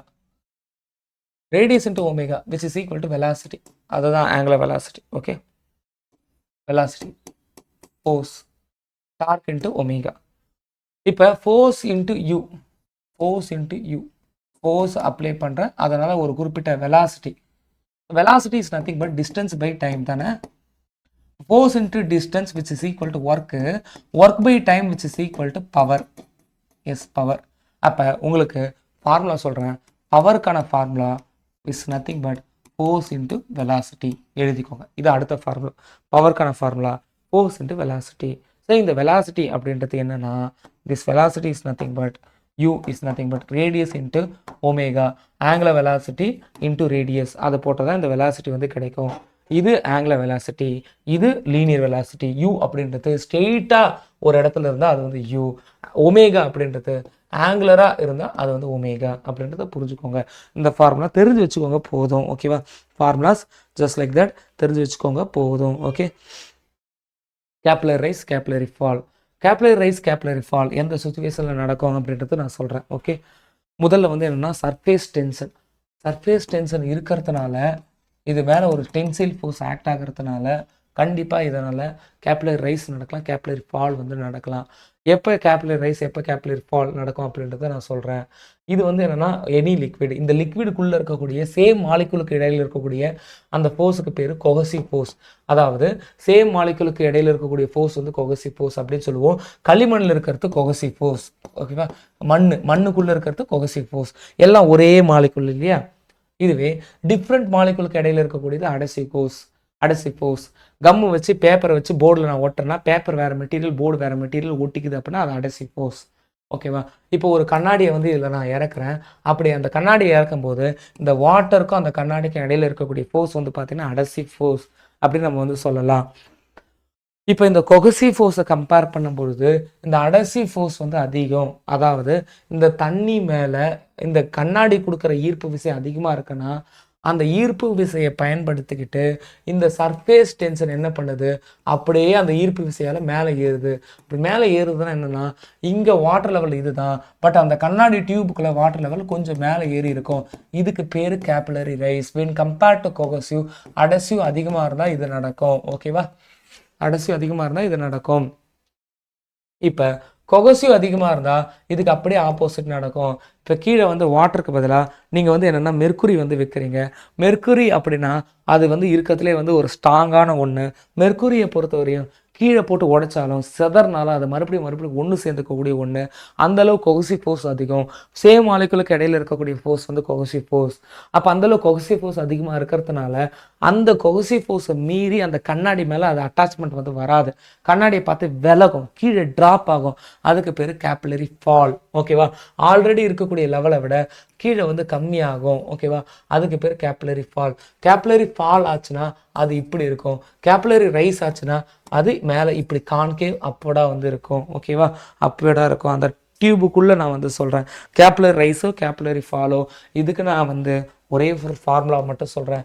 H which is equal to 4 sigma cos theta divided by gamma d. ஓகேவா? இப்போ இதுலேருந்து என்ன தெரியுது? டயாமீட்டர் ஆஃப் த பைப்பை பொறுத்து கேபிலரி ரைஸ் வந்து மாறலாம். இது கொஸ்டினாவே கேட்டிருக்கான். டயாமீட்டர் வந்து அதிகமாச்சு அப்படின்னா கேபிலரி ரைஸ் வந்து கம்மி ஆகிடும். இப்போ சின்ன டியூப் வைக்கிறீங்கன்னா அதில் வேகமாக தண்ணி மேலே ஏறிடும். எதுவுமே force without force capillary rice வேகமாக இருக்கும். இப்போ பெரிய டியூப் வந்து நீங்கள் வைக்கிறீங்க அப்படின்னா அதில் வந்து அப்படிலாம் வந்து ஏறாது. ஓகேவா? அதில் அப்படி வந்து ஏறாது. ஓகேவா? அப்போ சின்ன டியூபா பெரிய டியூபா அப்படின்றத பாருங்கள். சின்ன டியூபா பெரிய டியூபா அப்படின்றத பாருங்கள். கேட்பாங்க if diameter is double. Diameter நான் வந்து 2ஆக மாற்றிட்டேன். அப்போ டிக்கு பதிலாக 2D போடுறீங்க. அப்போ என்ன ஆகும்? கேபிலரி ரைஸ் ஆஃபாக குறையும். ஆமாம்ல, ஆல்ரெடி இருந்ததை விட 2 வந்து கீழே டிவைட் ஆகிருக்குல்ல. அப்போ h/2 ஆஃபாக குறையுதுல்ல. இஃப் டயாமீட்டர் இஸ் ஆஃப், டயாமீட்டரை வந்து ஆஃபாக குறைக்கிறேன் d/2. அப்போ அந்த 2 வந்து மேலே போயிடும். அப்போ கேபிலரி ரைஸ் 2 டைம்ஸ் அதிகமாகுதுல்ல, 2 மடங்கு அதிகமாகுதுல்ல. இது போல் கொஸ்டின்ஸ் வந்து கேட்பாங்க. இது போல் கொஸ்டின்ஸ் வந்து கேட்பாங்க. புரியுதா? கேபிலரி ரைஸ், கேபிலரி ஃபால், இது போல் கொஸ்டின்ஸ் வந்து கேட்பாங்க. Sir vapour pressure. வேப்பர் ப்ரெஷர்னா என்ன? அது வேப்பரைசேஷன் ஆகும்போது தண்ணி வந்து நீராவி ஆகும்பொழுது அந்த ப்ரெஷர் வந்து என்னென்னா கண்டிப்பாக வந்து பைப்பில் வந்து இம்பேக்ட் வந்து கொடுக்கும். அந்த பைப் வந்து என்னென்னா கரோடு ஆகலாம். அந்த பைப்பில் எந்த அளவு வந்து ப்ரெஷர் வந்து இருக்கும், அதுதான் வந்து வேப்பர் ப்ரெஷர். இது டெம்பரேச்சரை பொறுத்து மாறும். ப்ரெஷருக்கு வந்து பாஸ்கல் அப்படின்ற யூனிட் இருக்குது. பாஸ்கல் அல்லது kilo pascal, Newton per metre square அப்படின்னு நம்ம வந்து சொல்லுவோம் இல்லையா? பாஸ்கல் அல்லது கிலோ பாஸ்கல். இப்போ 10 டிகிரி சென்டிகிரேட் வந்து டெம்பரேச்சர் இருந்ததுன்னா வேப்பர் ப்ரெஷர் 1.23 கிலோ பாஸ்கல். ஓகேவா? இதுவே டெம்பரேச்சர் அதிகமாகுது அப்படின்னா அந்த வேப்பர் ப்ரெஷர் அதிகமாகும், 2.34. 100 டிகிரி சென்டிகிரேட்டில் இது 101.3. 101.3 கிலோ பாஸ்கல் அப்படின்றது என்னன்னா ஒரு அட்மாஸ்பியரிக் ப்ரெஷர் 1 atm. எழுதி வச்சுக்கோங்க. 100 டிகிரி சென்டிகிரேட்டு தண்ணியில் வந்து இருக்கும் பொழுது அந்த தண்ணி வந்து நீராவியாக ஆகி அந்த நீராவி கொடுக்கக்கூடிய அந்த ப்ரெஷர் தான் ஒன்று அட்மாஸ்பியரிக் ப்ரெஷர். இல்லை, அந்த ப்ரெஷர் ஒரு அட்மாஸ்பியரிக் ப்ரெஷருக்கு ஈக்குவலாக இருக்கும். அட்மாஸ்பியரிக் ப்ரெஷர்னா என்ன? கடல் மட்டத்தில் இந்த அட்மாஸ்பியர் அந்த கடலுடைய சர்ஃபேஸில் கொடுக்கக்கூடிய ப்ரெஷர் தான் வந்து என்னென்னா இந்த அட்மாஸ்பியரிக் ப்ரெஷர் அப்படின்னு நம்ம வந்து சொல்லுவோம். இந்த அட்மாஸ்பியரிக் ப்ரெஷர் வந்து என்னென்னா மேலே மேலே போக போக போக கடல் மட்டத்தை விட்டு மேலே போக போக போக கம்மியாகிடும். அதனால தான் ஏரோப்ளேன்லாம் போகும்போது காதலெலாம் நம்ம வந்து பஞ்சு வச்சுக்கிறோம். ஏன்னா வெளியே இருக்கக்கூடிய ப்ரெஷர் கம்மி, உள்ளே இருக்கிற ப்ரெஷர் நம்மளுக்கு அதிகம். அப்போ உள்ளே வந்து எல்லாமே வேக்யூமில் போட்டு இழுக்கிற மாதிரி வெளியே போயிடும். அங்கே ப்ரெஷர் கம்மி, லோ ப்ரெஷர் அப்படின்ற மாதிரி ஆகிடும். இதை தண்ணிக்குள்ளே போக போக போக ப்ரெஷர் வந்து அதிகம். ஏன்னா கடல் மட்டத்திலேயே அட்மாஸ்பியரிக் ப்ரெஷர் இருக்குது. அட்மாஸ்பியரிக் ப்ரெஷர் என்ன? 101.3 கிலோ பாஸ்கல். தண்ணிக்குள்ளே போக போக போக தண்ணி கொடுக்கக்கூடிய ப்ரெஷரும் அதிகமாகுது. அந்த தண்ணி வந்து என்னென்னா நிலையாக இருக்குன்னா அதுக்கு பேர் ஹைட்ரோஸ்டாட்டிக் ப்ரெஷர். ஹைட்ரோனா தண்ணி, ஸ்டாட்டிக்னா நிலை, ஹைட்ரோஸ்டாட்டிக் ப்ரெஷர். அப்போ atmospheric pressure plus hydrostatic pressure 2 ப்ரெஷரை ஒன்று சேர்த்து உங்களை வந்து அழுத்தம் செத்துருவீங்க. நரம்பெல்லாம் வெடிச்சிடும். எங்கே? கடல் ஆழத்தில் போயிட்டீங்க அப்படின்னா, எக்யூப்மெண்ட் இல்லாமல் கடல் ஆழத்தில் போனால் அவ்வளோ ப்ரெஷரை ஹியூமனாலும் தாங்கவே முடியாது. அப்போ கடல் ஆழத்துக்கு போனாலும் தப்பு, மேலே போனாலும் வந்து தப்பு அப்படின்றத புரிஞ்சுக்கோங்க. அதுக்கான எக்யூப்மெண்ட்டோடு வந்து போகலாம். அதில் வந்து என்ன மாற்றுக்கருத்து இதை இதோட ஃப்ளூயிடுக்கான ப்ராப்பர்ட்டி முடிஞ்சது. இதுலேருந்து 1 மார்க் வரும். ஓகேவா? புரியுதா? தெரிஞ்சுக்கிட்டீங்களா அப்படின்ற மாதிரி தான் நிறைய பேர் கேட்குறீங்க. கண்டிப்பாக வந்து முடிச்சிடலாமா சார்? ப்ராப்பர்ட்டிஸ் ஆஃப் ஃப்ளூயிட் கரெக்டாக நீங்கள் வரத்துக்கு கொஞ்சம் லேட் ஆச்சு. 1/4 மணி நேரம் டைம் கொடுத்தேன். 9:15 ஆரம்பித்தேன். நான் 10 மணி 45 நிமிஷத்தில் இதை முடிச்சாச்சு. Okay, we are planning to complete 8 ஹவர்ஸில் ஹைட்ராலிக்ஸ் முடிக்கணும். 8 ஹவர்ஸில் 6 மார்க்ஸ் கிடைக்கணும். இப்போ இன்றைக்கி 2 மணி நேரம் கிளாஸ்க்கு நான் காலையில் போயிட்டேன். இப்போ if possible night time revision நான் வைக்கிறேன். ஒரு 2 ஹவர்ஸ் வந்து உங்களுக்கு கிளாஸ் வைக்கிறேன். ஓகேவா? எக்ஸாம்லாம் நெருங்கிச்சுன்னா ஒரு நாளைக்கு இப்படி தான் இருக்கும். காலைல 2 மணி நேரம், நைட் 2 மணி நேரம் இருக்கும். 4 மணி நேரம் இருக்குன்னா இதில் ஒரு 4 டாபிக் முடிச்சிருவேன். அவ்வளோதான். The same topic will repeat. Foundation பேட்சுக்கும் ஜேடிஓ பேட்சுக்கும் ரிப்பீட் பண்ணுவேன். அது கொஞ்சம் பொறுமையாக போகும். உங்களுக்கு நிறைய ஒர்க் அவுட்லாம் கொடுக்குற மாதிரி இருக்கும். இது கிராஷ் கோர்ஸ் 25 டேஸில் இந்த 100 ஹவர்ஸை கம்ப்ளீட் பண்ணி கொடுத்துரும். Don't worry. நீங்கள் படிச்சிங்கன்னா கிளியர் பண்ணலாம். வேலையை விட்டு படிங்க. வேலைக்கு போயிட்டே படிக்கிறதெல்லாம் நீங்கள் ஒன்று நினைக்கிறீங்க, அதை நான் சொல்லணும்னு எதிர்பார்க்குறீங்க. பட் அது நான் சொல்ல மாட்டேன். எப்படி பண்ணாலும் கிளியர் பண்ணலாம்லாம் கிடையாது. ஃபுல் டைமாக வெறி கொண்டு படிக்கலாம். இப்போ ப்ராப்பர்ட்டிஸ் ஆஃப் ஃப்ளூயிட் என்ன பண்ணணும்? ஒய்சிடி புக் எடுங்க. ஒய்சிடி புக்கில் எப்படி சார் ப்ரிப்பேர் பண்ணுறது அப்படின்றது கொஸ்டினாக வந்து கேட்குறீங்க. டெஃபினட்டாக ஏஇ லெவலுக்கு தேவையில்லை. ஃபார்ச்சுனேட்லி இங்கே இருக்கிற நிறைய பேர் கிளியர் பண்ணுவீங்க. ஓகே, நித்ய மனோகரி, முத்துலட்சுமி, நிறைய ஃபவுண்டேஷன் பேட்ச் ஸ்டூடெண்ட் கிளியர் பண்ணுவீங்க. ஓகே, சிபிடி 1 ஏன் நான் சொல்கிறேன்னா சிபிடி 1 கிளியர் பண்ணுவீங்கன்னு ஏன் சொல்கிறேன்னா, நீங்கள் ஆல்மோஸ்ட் 1 இயர் ட்ராவல் பண்ணியிருக்கீங்க. இதுதான் அந்த குமுலேட்டுக்கான பவர். அதுக்கான அறுவடை இப்போ தான். இப்போ உங்களோட காம்பீட் பண்ண நிறைய பேர் வந்து இல்லை. அவங்களாம் வந்து அப்பாயின்மெண்ட் ஆர்டர் வாங்கியாச்சு. இப்போ நீங்கள் படித்ததே வந்து உங்களை காப்பாற்றும். இந்த 1 மந்த் விகரஸாக படிங்க. உங்கள் வாழ்க்கையை அதை மாற்றும். எழுதி வச்சுக்கோங்க. நீங்கள் ஜேடிஓ இந்த வாட்டி எழுத வேணாம். இதை மட்டும் பக்காவாக எழுதி ரெஸ்பான்ஸ் ஷீட் வரட்டும். 90 100 கிட்ட வரட்டும். 90 வந்தாலும் நீங்கள் கிளியர்டு. புரிஞ்சு நடந்துக்கோங்க. ஆல்ரெடி உங்கள் சயின்ஸ்லாம் முடிச்சிருக்கீங்க சிபிடி 1க்கு. பார்த்து நடந்துக்கோங்க.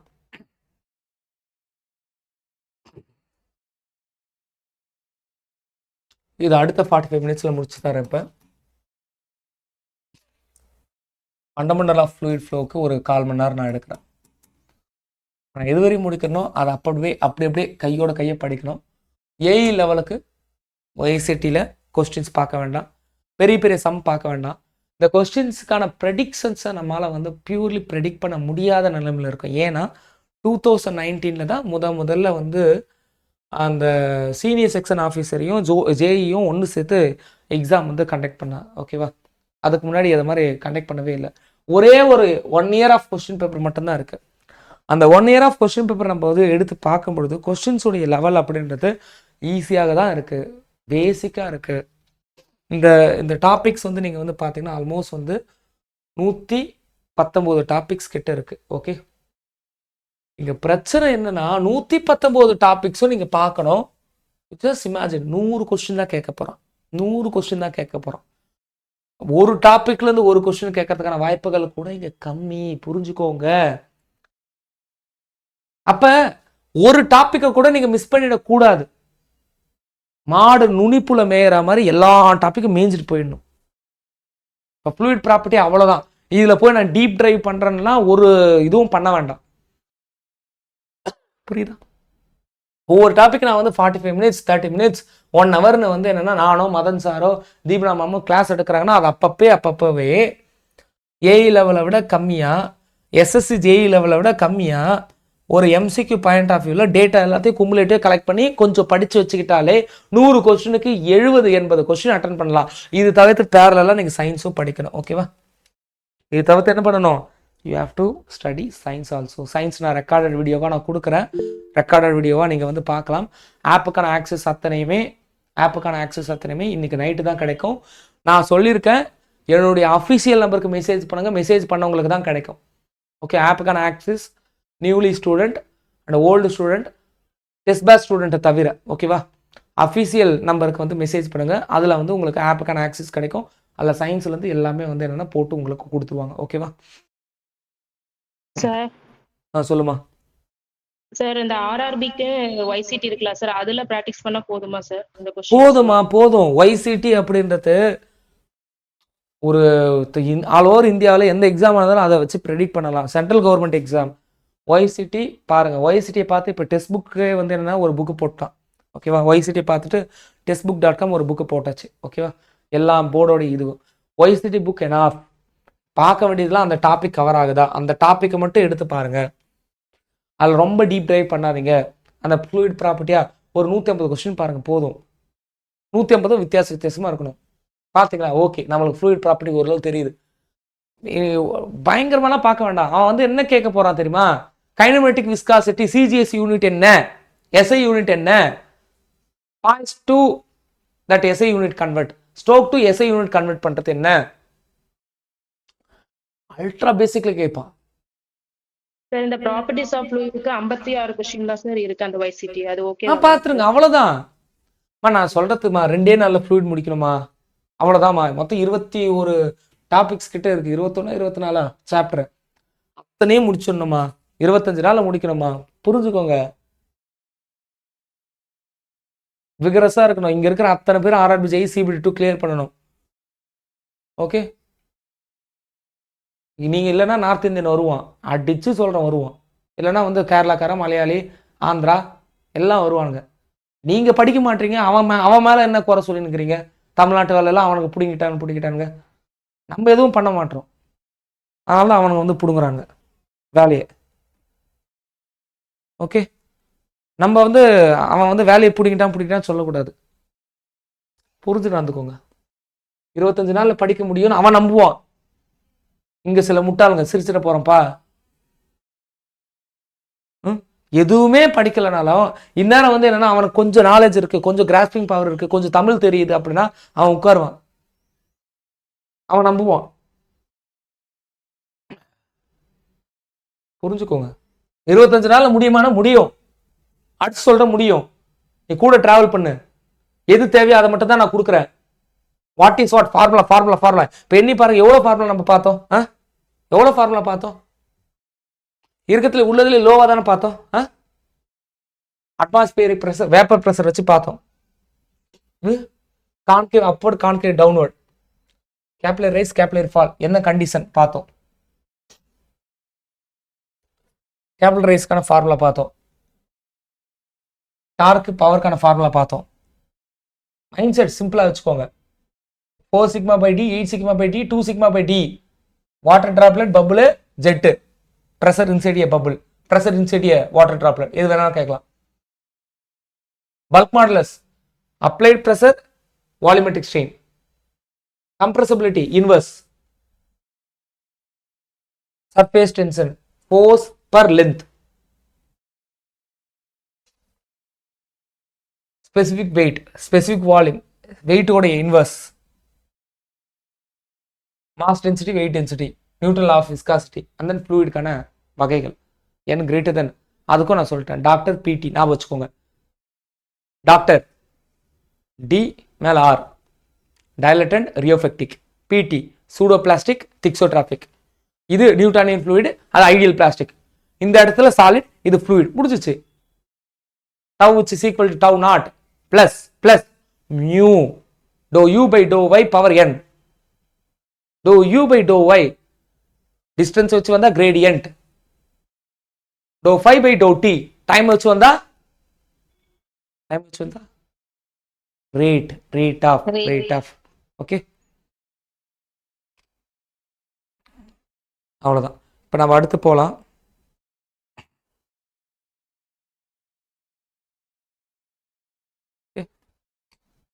கொஞ்சம் உள்வாங்குங்க நியூ ஸ்டூடெண்ட்டுக்கு. ஓகே, அதுக்கப்புறம் இது பண்ணணும். ஒரு 2-3 மினிட்ஸ் நான் சொன்னதை அப்படியே உள்வாங்குங்க. நீங்கள் அப்பியர் ஆகிற எந்த ஒரு எக்ஸாமுமே வீண் கிடையாது. நீங்கள் தோற்று போகலாம், கிளியர் ஆகாமல் போகலாம், ஆனால் அந்த எக்ஸாமுக்கு ஒரு ஒரு ப்ரிப்பரேஷன் போட்டிருப்பீங்களே. இப்போ சர்வேயர் எக்ஸாம் வந்து இப்போ ப்ரிப்பேர் பண்ணவங்க ஒரு வேளை கிடைக்காம போகலாம், அது நமக்கு தேவையில்லை. இப்போ இந்த ஆர்ஆர்பிசிஐயில் சர்வேயிலேருந்து 4-5 கொஸ்டின் கேட்பாங்க. நீங்கள் சர்வேன்னு சொல்லிட்டு தனியாக கிளாஸில் உட்கார வேணாம், படிக்க வேணாம். பேசுகிற சென்ஸ் வந்து புரியுதா? காம்படிட்டிவ் எக்ஸாமை பொறுத்தவரை குமுலேட்டிவ் மட்டும் தான் சக்ஸஸை கொடுக்கும். மல்டிபிள் எக்ஸாமுக்கு நீங்கள் ப்ரிப்பேர் பண்ணுறது மட்டும்தான் சக்ஸஸை கொடுக்கும்.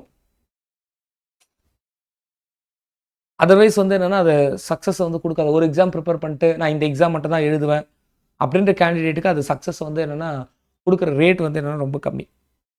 உள்வாங்குங்க, அப்படியே உள்வாங்குங்க. ஃப்ளூயிடுக்கான ப்ராப்பர்ட்டி 1 மார்க் கன்ஃபார்ம், 100 மார்க்கில் 1 மார்க் கன்ஃபார்ம். ஓகேவா?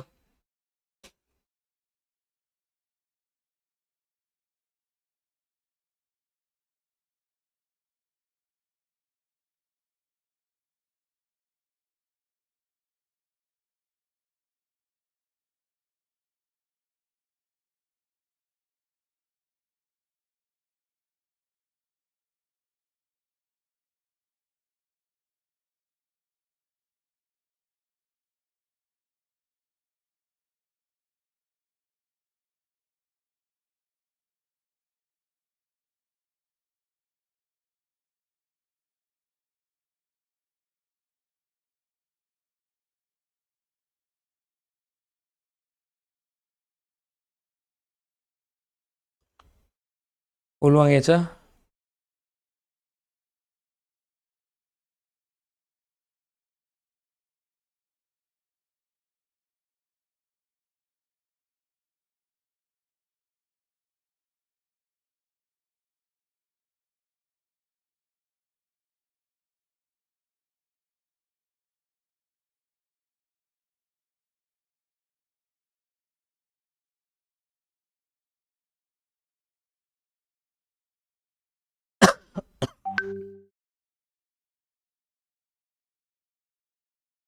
உள்வாங்கியாச்சா? ம்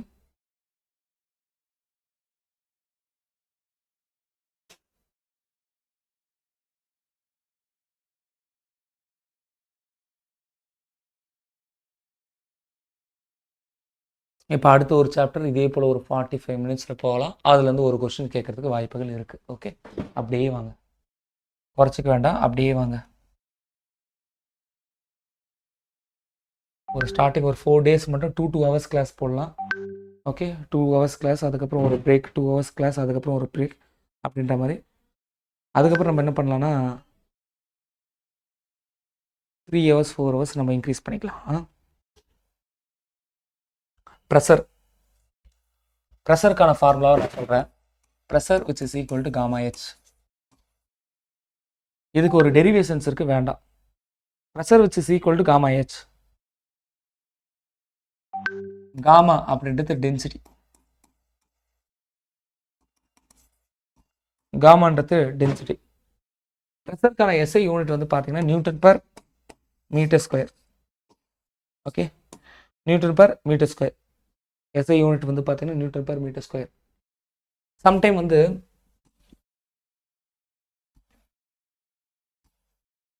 இதை மாதிரி வெவ்வேறு ஷேப்பில் தண்ணி நான் வந்து கொடுத்து வச்சுருக்கேன். இந்த தண்ணி கொடுத்துருக்கக்கூடிய இந்த பாத்திரத்தில் யாருக்கு ப்ரெஷர் அதிகம் அப்படின்னு கேட்டாங்கன்னா கன்ஃபியூஸ் ஆகக்கூடாது. நீங்கள் ப்ரெஷரையும் ஸ்ட்ரெஸ்ஸையும் கன்ஃபியூஸ் பண்ணிக்க வேண்டாம். ஃபோர்ஸ் பை ஏரியா, அப்போ ஏரியா வச்சு இதுக்கு அதிகம் இது கம்மின்னு சொல்லக்கூடாது. இங்கே pressure totally different. Force by area தான், பட் அதை டெரைவ் பண்ண ஃபைனல் ஃபார்மெட்டில் எனக்கு ஃபோர்ஸ் பை ஏரியாவுக்கான அந்த ஃபைனல் ஃபார்மெட் காமா ஹெச்னு வருது. ஹைட்டை மட்டும்தான் பொறுத்து வேரி ஆகுமே ஒழிய எவ்வளோ ஏரியாவை பொறுத்துலாம் இது வேரி ஆகாது. எவ்வளோ டெப்த்தில் இருக்கும் தான். ஒன்றும் இல்லை, கடல் ஏரியாவால் ப்ரெஷர் அதிகமாக, ஆழத்தால் ப்ரெஷர் அதிகம். ஆழத்தால் தான் ப்ரெஷர் அதிகம். ஆழம் தான் இங்கே முக்கியம், ஏரியா கிடையாது. அதே கடல் அளவு ஆழம் ஒரு ஆறு இருக்குது இல்லை ஒரு குளம் இருக்குன்னா கூட அதே ப்ரெஷர் தான் நமக்கு வந்து கிடைக்கும். இங்கே ஆழம் தான் முக்கியம். ஹைட் எல்லாமே வந்து காமனாக இருக்கிறதுனால மூணுத்துலேயும் ப்ரெஷர் வந்து ஈக்குவலாக இருக்கும். Pressure which is equal to gamma h formula. Pressure which is equal to gamma h. 15 degree சென்டிகிரேட்டில் கடல் மட்டத்துடைய அளவில் எவ்வளோ ப்ரெஷர் இருக்கும் அப்படின்னா 1.033 kgf divided by centimetre square. அதுதான் 101.3 kilo Newton per metre square அப்படின்னு நம்ம வந்து சொல்கிறோம். அட் 15 டிகிரி சென்டிகிரேட்டில் கடல் மட்டத்தில் இருக்கக்கூடியது 101.3 kilo Newton per metre square. இதுக்கு பேர் 1 அட்மாஸ்பியரிக் ப்ரெஷர் அப்படின்னு நம்ம வந்து சொல்லுவோம். 1 அட்மாஸ்பியரிக் ப்ரெஷர் அப்படின்னு நம்ம வந்து சொல்லுவோம். Lapse rate. What is mean by lapse rate? Lapse ரேட்னா என்ன? கூட்டிக்கு போனால் சில்லுன்னு இருக்குது, ஹைட் ஏற ஏற டெம்பரேச்சர் குறையும் ஒரு குறிப்பிட்ட அளவுக்கு. அதுக்கப்புறம் மேலே ஹைட் ஏற ஏற டெம்பரேச்சர் அதிகமாகும், அதுக்கப்புறம் ஏற ஏற குறையும், பார்ப்போம் ஃபியூச்சரில். அப்போ ஒரு கிலோமீட்டர் ஹைட் ஏறும் பொழுது எத்தனை டிகிரி சென்டிகிரேட் டெம்பரேச்சர் குறையும் அப்படின்னு பார்த்தீங்கன்னா 6.56 டிகிரி சென்டிகிரேட் டெம்பரேச்சர் குறையும் ஒரு கிலோமீட்டருக்கு. இதுக்கு பேர் லாப்ஸ் ரேட். இதுக்கு பேர் வந்து என்ன? Lapse rate. இதுக்கு பேர் லாப்ஸ் ரேட். சரி, ப்ரெஷரை நம்ம வந்து கண்டுபிடிக்கிறதுக்கு நிறைய பெஞ்ச் மார்க் வந்து இருக்குது, அதை பற்றி நம்ம வந்து பார்க்கலாம். ப்ரெஷரை நம்ம வந்து கம்ப்ளீட் பண்ணுறதுக்கு கண்டுபிடிக்கிறதுக்கு நிறைய பெஞ்ச் மார்க் இருக்குது, அதை பற்றி நம்ம வந்து பார்க்கலாம். இது அட்மாஸ்பியருடைய ப்ரெஷர், மேலே இருக்கக்கூடியது. அட்மாஸ்பியருக்கான ப்ரெஷர் நம்ம வந்து பார்த்தோம் 101.3 101.3 எஃப்எம் ரேடியோ நான் வச்சுக்கோங்க. KPa kilo pascal. பாஸ்கல்னா ப்ரெஷருக்கான யூனிட், கிலோனா 10^3. இந்த அட்மாஸ்பியரிக் ப்ரெஷரே 101னா அப்போ கண்டிப்பாக ப்ரெஷர் ஜீரோன்னு சொல்லிட்டு ஒரு பாயிண்ட் இருக்கும் இல்லையா? அந்த ப்ரெஷர் ஜீரோ அப்படின்றது என்னன்னா complete vacuum. Complete zero. Okay, நான் இந்த ஜீரோலேருந்து ஒரு பாயிண்ட்டுக்கான ப்ரெஷரை பார்க்கலாம், அல்லது அட்மாஸ்பியர்லேருந்து ஒரு பாயிண்ட்டுக்கான ப்ரெஷரை வந்து பார்க்கலாம். ஜீரோவை வச்சு ஒன்றும் இல்லை, உனக்கான ஹைட் என்ன, பூமியிலேருந்து எவ்வளோ ஹைட்டு சொல்லலாம், இல்லை இந்த இடத்துலேருந்து நான் இவ்வளோ ஹைட்டில் இருக்கேன்னு சொல்லலாம். 2 பெஞ்ச் மார்க், 2 ரெஃபரன்ஸ், ஒன்று அட்மாஸ்பியர், இன்னொன்று அப்சல்யூட். இது வேக்யூம், அப்சல்யூட் வேக்யூம் அப்படின்னு சொல்லுவோம். அட்மாஸ்பியரை பெஞ்ச் மார்க்காக வச்சு ஒரு பாயிண்ட்டுக்கான ப்ரெஷரை நான் வந்து பார்க்குறேன்னா அதுக்கு பேர் கேஜ் ப்ரெஷர். பட் இது அட்மாஸ்பியரிக் ப்ரெஷரை விட அதிகமாக இருந்ததுன்னா இதுக்கு பேர் பாசிட்டிவ் கேஜ் ப்ரெஷர். அட்மாஸ்பியரை விட கம்மியாக இருந்தது அப்படின்னா அதுக்கு பேர் நெகட்டிவ் கேஜ் ப்ரெஷர் அப்படின்னு நம்ம வந்து சொல்லுவோம். நெகட்டிவ் கேஜ் ப்ரெஷர் அப்படின்னு நம்ம வந்து சொல்லுவோம். நெகட்டிவ் கேஜ் ப்ரெஷர், அட்மாஸ்பியரிக் ப்ரெஷரை விட கம்மியாக இருந்தாலே வந்து என்ன, நெகட்டிவ் கேஜ் ப்ரெஷர் அப்படின்னு நம்ம வந்து சொல்லலாம். அல்லது வேக்யூம் கூட சொல்லலாம். எஸ், அட்மாஸ்பியரிக் ப்ரெஷரை விட கம்மியாக இருக்குது, ப்ரெஷர் கம்மியாக இருக்குது, வேக்யூம். அப்சல்யூட் ஜீரோன்றது இதுதான், கீழே இருக்கிறது தான். இப்போ இந்த ஏ பாயிண்ட்டு அதுக்கான ப்ரெஷர் வந்து பார்த்தீங்கன்னா கேஜ் ப்ரெஷர் எங்கே, அட்மாஸ்பியர்லேருந்து பார்க்கும்போது. பட் இந்த இங்கேருந்து பார்க்கும்போது, இந்த ஜீரோலேருந்து பார்க்கும்போது பாருங்களேன், நான் எப்படி அந்த ஏ பாயிண்ட்டை அளக்க முடியும். அப்போ இந்த ஜீரோலேருந்து அட்மாஸ்பியரிக் ப்ரெஷரை ஒரு பாயிண்ட் ப்ளஸ் இந்த கேஜ் ப்ரெஷர். அப்போ ஃபார்முலா வந்து புரிஞ்சுக்கணும். Absolute pressure at A point வேணும்னா இதுக்கு பேர் அப்சல்யூட். அப்சல்யூட்னா என்ன, இந்த ஜீரோலேருந்து அளந்த அப்சல்யூட். அது வேணும்னா atmospheric pressure at A point plus அந்த ஏ பாயிண்ட்டுக்கான கேஜ் ப்ரெஷர்.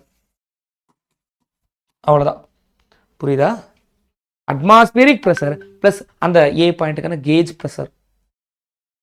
கேஜ் ப்ரெஷர் ஒன்றும் இல்லை சார், இங்கிருந்து அவனுடைய ப்ரெஷர் என்ன, இங்கிருந்து அவனுடைய ப்ரெஷர் என்ன, அட்மாஸ்பியரை வச்சு ஒரு பாயிண்ட் ப்ரெஷர் பார்க்க கேஜ் ப்ரெஷர், வேக்யூம்லேருந்து ஒரு பாயிண்ட்டுக்கான ப்ரெஷர் பார்த்தா அப்சல்யூட் ப்ரெஷர். அப்சல்யூட் ப்ரெஷர் ரொம்ப சிம்பிளாக முடிச்சலாம்.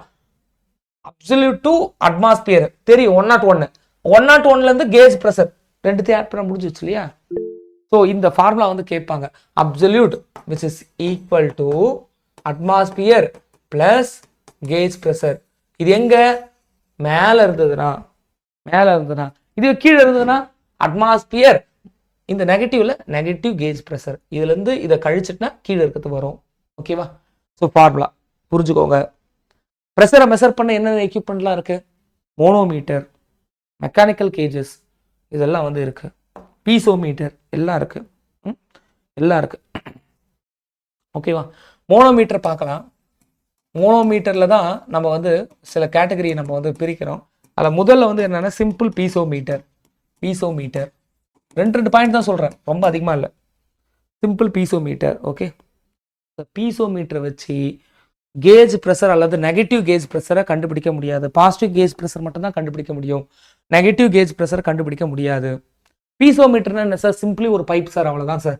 இப்போ ஒரு பைப்பில் தண்ணி போகுது, எவ்வளோ ப்ரெஷரோடு போகுது அப்படின்னா நீங்கள் என்ன பண்ணுறாங்க, சிம்பிளி ஒரு வெர்டிக்கலாக ஒரு பைப்பை வந்து நிப்பாட்டுங்க. இந்த தண்ணி வந்து ப்ரெஷரில் அப்படியே மேலே ஏறும். எந்த அளவு ஹைட் ஏறுதோ அந்த அளவு ப்ரெஷர் இருக்கு, ஹைட்டுக்கு ஏற்ற மாதிரி ப்ரெஷர், அவ்வளோதான், சிம்பிள். எந்த அளவு ஹைட் இருக்கோ அந்த அளவு ப்ரெஷர் இருக்கு. சரி, ஏன் ஃபார்முலா தானே, pressure which is equal to gamma h தானே, ஹைட் இருந்தால் ப்ரெஷர் இருக்கு. ஸோ தண்ணி ஹை ஸ்பீடில் போகுது, அப்போ எவ்வளோ நெட்டுக்கு பைப் வைக்க முடியும், ஹை ஸ்பீடில் போகுது, எவ்வளோ நெட்டுக்கு வைக்க முடியும், போய் ஓவர்ஃப்ளோ ஆகாதா? அப்போ ஹை ப்ரெஷருக்கு இது வேலைக்கு ஆகாது. கேஸ் உள்ள இருக்கு, ப்ரெஷர் கண்டுபிடிக்க முடியுமா? வேலைக்கு ஆகாது. ப்ரெஷர் கம்மியா இருக்கு, ப்ரெஷர் கண்டுபிடிக்குமா? வேலைக்கு ஆகாது. எப்பெல்லாம் வேலைக்கு ஆகாதுன்னு தெரியணும். நெகட்டிவ் ப்ரெஷர் வேலைக்கு ஆகாது, ஹை ப்ரெஷர் கஷ்டம், கேஸ் இருந்தா கஷ்டம்,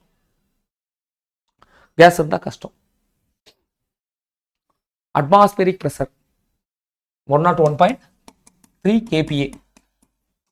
ஹைட்டை வச்சு நான் சொல்றேன், ஒரு பாத்திரத்துல 76 சென்டிமீட்டர் ஹைட்டுக்கு நீங்க வந்து மெர்க்குரி அப்படின்னு சொல்லக்கூடிய பாதரசத்தை ஊத்தி வைக்கிறீங்கன்னா அதுதான் 1 அட்மாஸ்பியரிக் ப்ரெஷர்.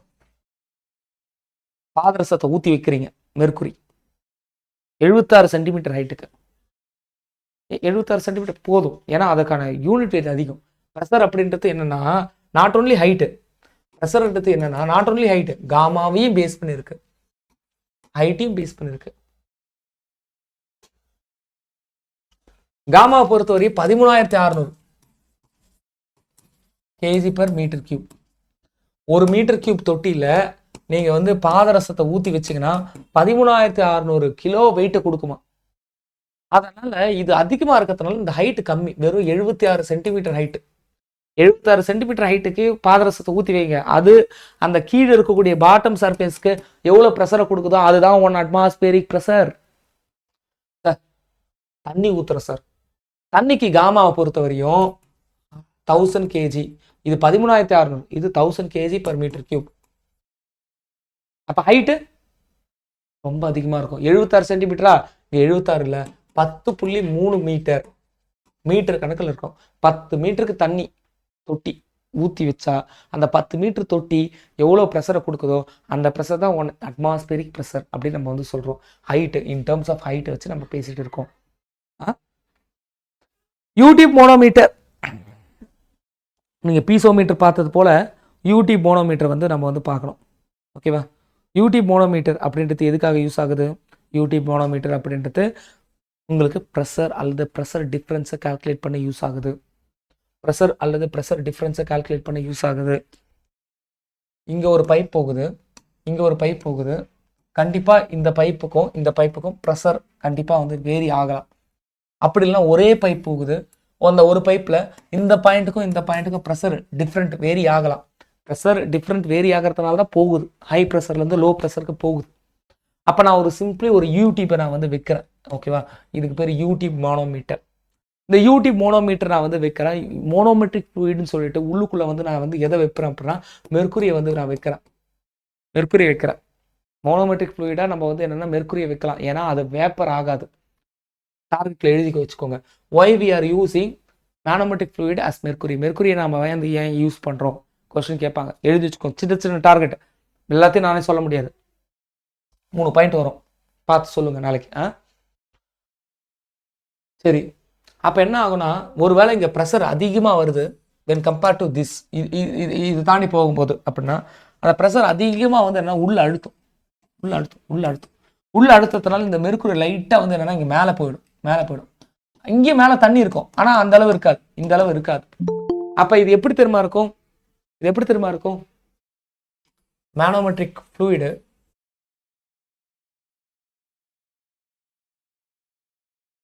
இங்க நல்லா அழுத்தி இதை கீழே தள்ளிட்டு இதை மேலே ஏத்திச்சு.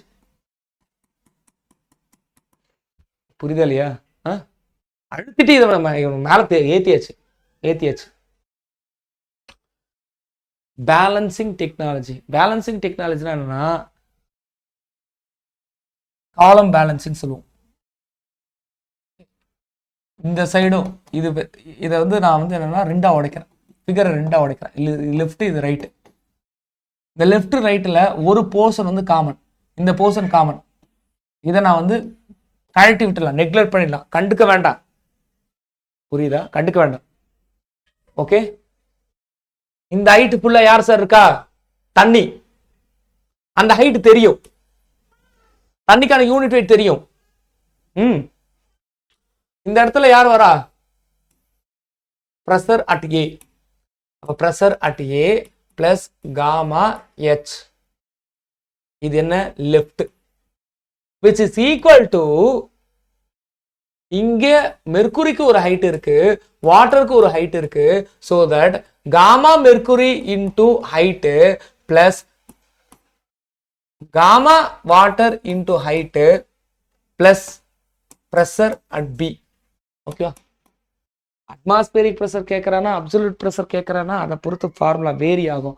ஆக மொத்தம் லெஃப்ட் ஹேண்ட் சைடில் இருக்கிற pressure which is equal to right hand சைடில் இருக்கக்கூடிய ப்ரெஷர் அப்படின்ற மாதிரி நான் ஒரு ஈக்குவேஷனை ஃப்ரேம் பண்ணி நான் வந்து ப்ரெஷரை கண்டுபிடிப்பேன். இதுதான் YouTube manometer. Inverted U tube manometer அப்படின்னா என்ன அர்த்தம்? யூடியூப் மேனோமீட்டரே வந்து என்னன்னா திருப்பி வச்சிருக்கேன், அதான் வந்து inverted U tube manometer.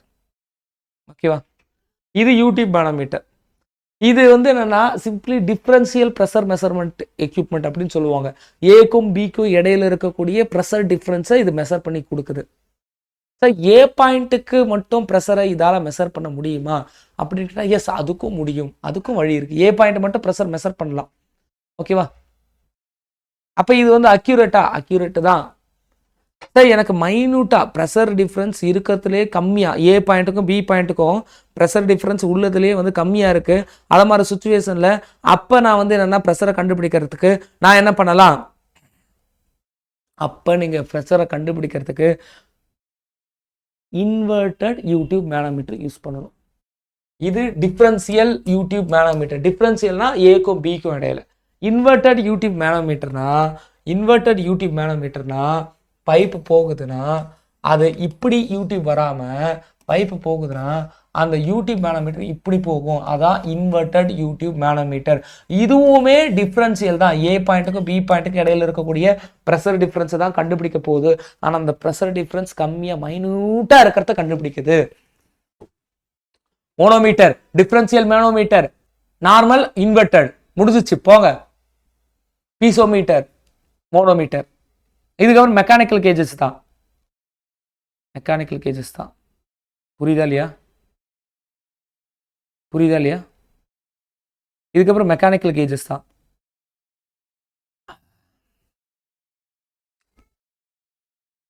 Mechanical gauges, important mechanical gauges என்னென்ன அப்படின்றத கொஸ்டின்ஸாக வந்து கேட்பாங்க. இம்பார்ட்டன்ட் மெக்கானிக்கல் கேஜஸ் என்னென்ன அப்படின்றத கொஸ்டின்ஸாக கேட்கறதுக்கு பாசிபிலிட்டி இருக்குது. ப்ரெஷர் நமக்கு வாய்ப்பு இருந்தால் atmospheric pressure, absolute pressure, one atmospheric pressure which is equal to U tube manometer, differential U tube manometer. Manometric ஃப்ளூயிடுன்னு மெர்க்குரி ஏன் யூஸ் பண்ணுறோம்? இன்னொன்று கூட கேட்பாங்க. நார்மல் யூடியூப் மேனோமீட்டரில் and then inverted U tube manometer, ரெண்டுத்துக்கும் ஒரு வித்தியாசம் இருக்குது. ரெண்டுத்துக்கும் ஒரு இது இருக்குது. நார்மல் யூடியூப் மேனோமீட்டரில் மேனோமெட்ரிக் ஃப்ளூயிடுன்னு சொல்லக்கூடிய அந்த யூடியூப் மேனோமீட்டரில் இருக்கிற ஃப்ளூயிடு வந்து மெர்க்குரி. அதாவது மேலே போகக்கூடிய ஃப்ளூயிடுக்கான டென்சிட்டியை விட அதிக டென்சிட்டி இல்லை அதிக விஸ்காசிட்டி இருக்கும். ஓகே. பட் இன்வெர்டட் தலைக்கீழே இருக்கக்கூடியதில் மெர்க்குரி இருக்காது. உள்ளுக்குள்ளே பைப்பில் போகக்கூடிய ஃப்ளூயிடை விட டென்சிட்டி கம்மியாக இருக்கக்கூடிய கேஸ் இருக்கலாம், இல்லை வேறு ஏதாவது ஒன்று இருக்கலாம். ஓகேவா? கேஸ் இருக்கலாம், இல்லை வேறு ஏதாவது ஒன்று இருக்கலாம். ஓகேவா? ஆயில் இருக்கலாமா சார்? ஆயில் இருக்கலாம், கேஸ் இருக்கலாம், எனிதிங்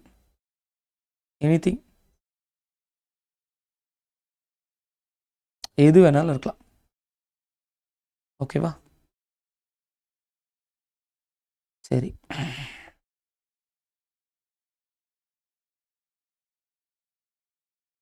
மைண்டுக்குள்ள அப்படியே கொஞ்சம் கொஞ்சமாக ஏற்றுங்க. ப்ரெஷர் காமா ஹெச் தான் ப்ரெஷர்.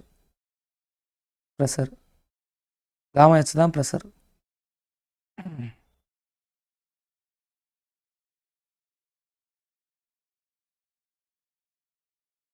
ஏரியாவை பொறுத்து தான் இது இல்லை.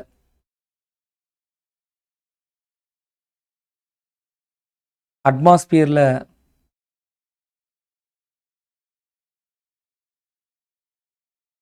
ஒரு ப்ரெஷர் இருக்குது, அது அட்மாஸ்பியரிக் ப்ரெஷர்.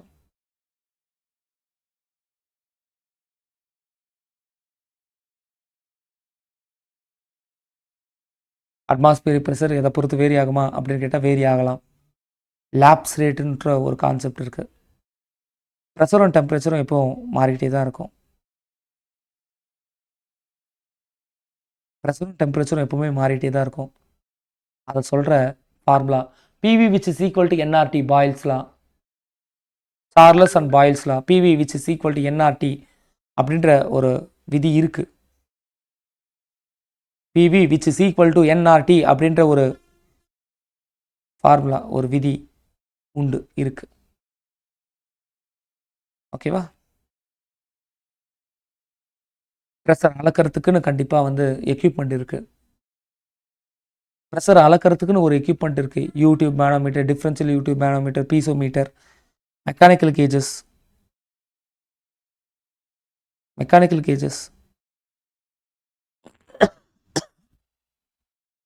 எல்லாம் இருக்குது.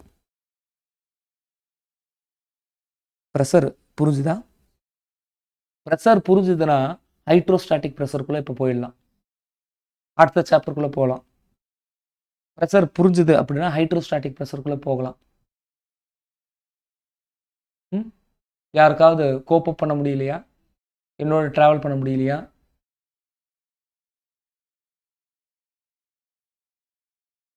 அகைன் சொல்கிறேன், எலாபரேட்டாக நம்மளால் எடுக்க முடியாது. நீங்கள் உங்களை நான் ஈஸி பண்ணி விடுறேன், அவ்வளோதான். நீங்கள் படிக்கிறதுக்கு ஒய்சிட்டியோ அல்லது ப்ரீவியஸ் இயர் கொஸ்டின்ஸையோ படிக்கிறதுக்கு ஈஸி பண்ணி கொடுக்குறேன், அவ்வளோதான்.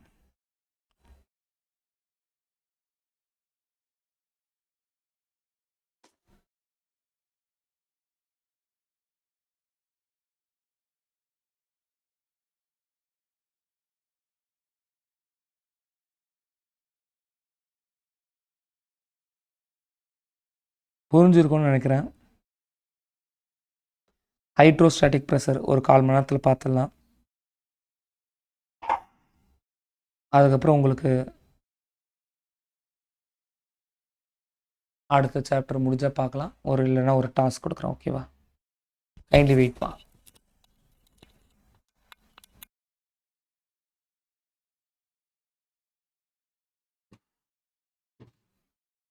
ஹைட்ரோஸ்டாட்டிக் ப்ரெஷர் ஜென்ரலாகவே ப்ரெஷரை பற்றி பார்த்தோம்.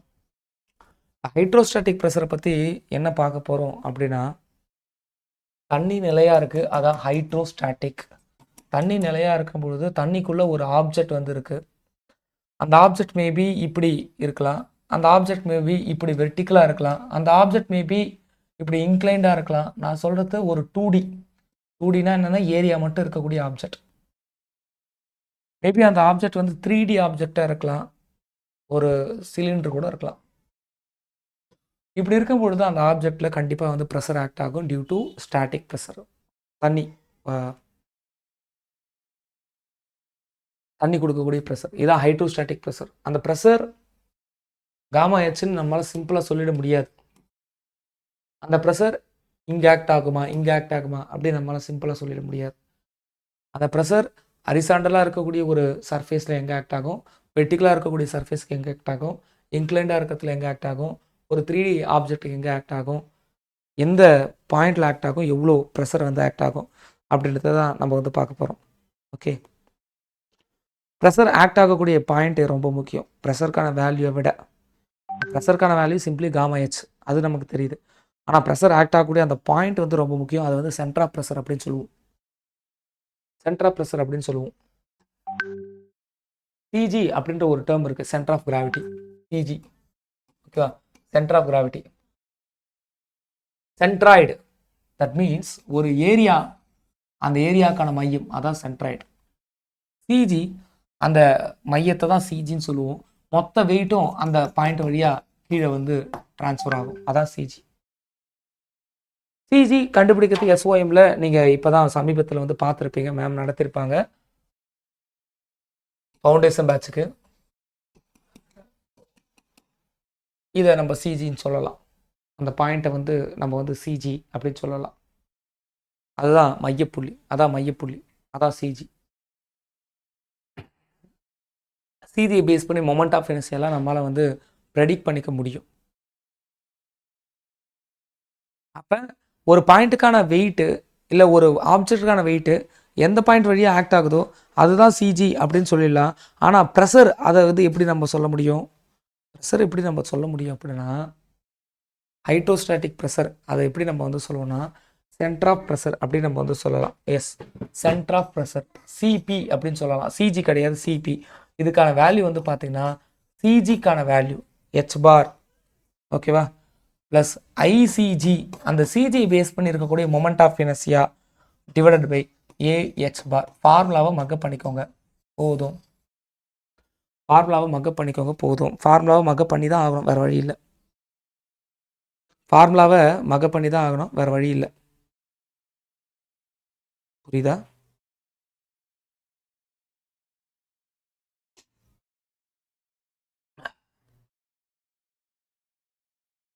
ஆனால் இதுக்கான இம்பார்ட்டன்ஸை ஒரே ஒரு டயக்ராம் வச்சு நான் சொல்லிக் கொடுக்க ட்ரை பண்ணுறேன். பார்த்துட்டா இந்த ஃபார்முலா அப்படியே உங்களுக்கு வந்து தெரிஞ்சிடும். ஓகே, வெயிட், ஒரு எக்ஸாம்பிள் எடுக்கிறேன்.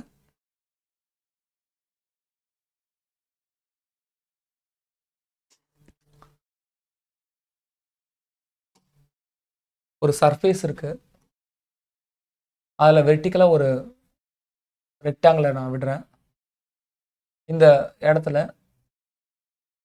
சிஜி அப்படின்றது இதுதான், மாற்று கருத்தே இல்லை.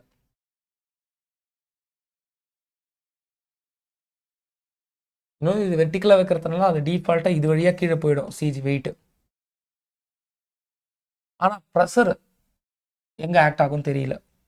இந்த ஹைட்டுக்கு தண்ணி இருக்குன்னு வச்சுக்கோங்களேன், இந்த தண்ணிக்கான ப்ரெஷர் எங்கே ஆக்ட் ஆகும்னு தெரியல.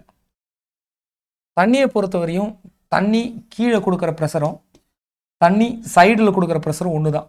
தண்ணி எல்லா டைரக்ஷனில் கொடுக்குற ப்ரெஷரும் ஒன்று தான். அதான் பாஸ்கல் லா சொல்லுது. அப்போ என்னோட ப்ரெஷருக்கான பாயிண்ட் வேணும்னா, சென்டரா ப்ரெஷருக்கான பாயிண்ட் வேணும்னா h bar plus ICG divided by AH bar. இதான் அதுக்கான ஃபார்முலா. ஹெச் பார்னா என்னன்னா, இது டோட்டலாக ஹைட்டு, ஆப்ஜெக்ட்கான ஹைட்டு. அந்த ஹைட்டில் சிஜி எங்கே இருக்கும், கரெக்டாக பாதி, h/2. அதான் h பார், h/2. ஐசிஜி, ஐசிஜினா என்ன, இது h, இது b. ஓகே, அப்போ என்ன பண்ணணும், அபவுட் சென்ட்ராய்டு நம்ம வந்து என்ன பண்ணலாம், மொமெண்ட் ஆஃப் இனர்ஷியா கண்டுபிடிக்கலாம். b/d^3/12. அப்போ நான் என்ன பண்ணுறேன், b இருக்குது, dக்கு பதிலாக h^3/12 போடுறேன், டிவைடட் பை ஏஹெச் பார். ஏரியாவுக்கு பதிலாக பிஹெச், ஹெச் பாருக்கு பதிலாக h/2. நான் இப்போ இதை சிம்பிளிஃபை பண்ணுறேன். இந்த h/2 அது அப்படியே இருக்கட்டும், ப்ளஸ் போட்டுக்கிறேன். இதை மட்டும் நான் சிம்பிளிஃபை பண்ணுறேன்னா, இதை மட்டும் நான் சிம்பிளிஃபை பண்ண இங்கே காட்டுறேன். bh³ டிவைடட் பை 12 அது இருக்கட்டும். இது ரெசிப்ரோகேட் ஆகும், மேலே போகும்போது 2 இருக்கும், இங்கே bh² இருக்கும். b get cancer, h² h³ cancel ஆகி ஒரு h இருக்கும், 2 12 கேன்சல் ஆகி 6ன்னு இருக்கும், h/6ன்னு இருக்கும். அப்போ இதுலேருந்து எனக்கு என்ன தெரியுது, h/2ஓட சம்திங் ஆட் ஆகுது. அது எனக்கு இங்கேயே தெரியுதே, h பாரோட சம்திங் ஆட் ஆகுதுன்னு.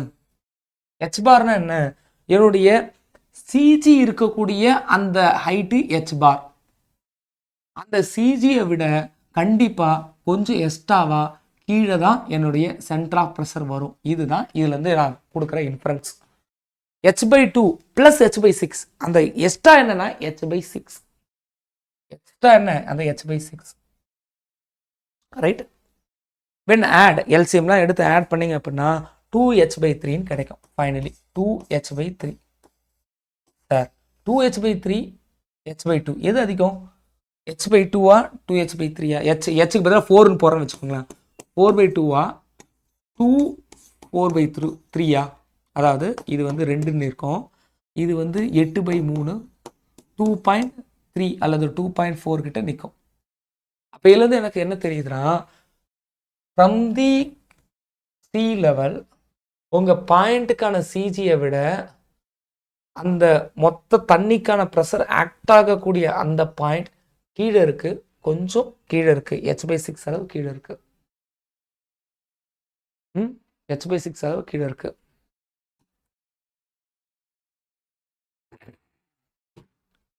ட்ரையாங்கிள், இதுக்கு சிபி சென்டர் ஆஃப் ப்ரெஷர் கண்டுபிடிக்கணும்.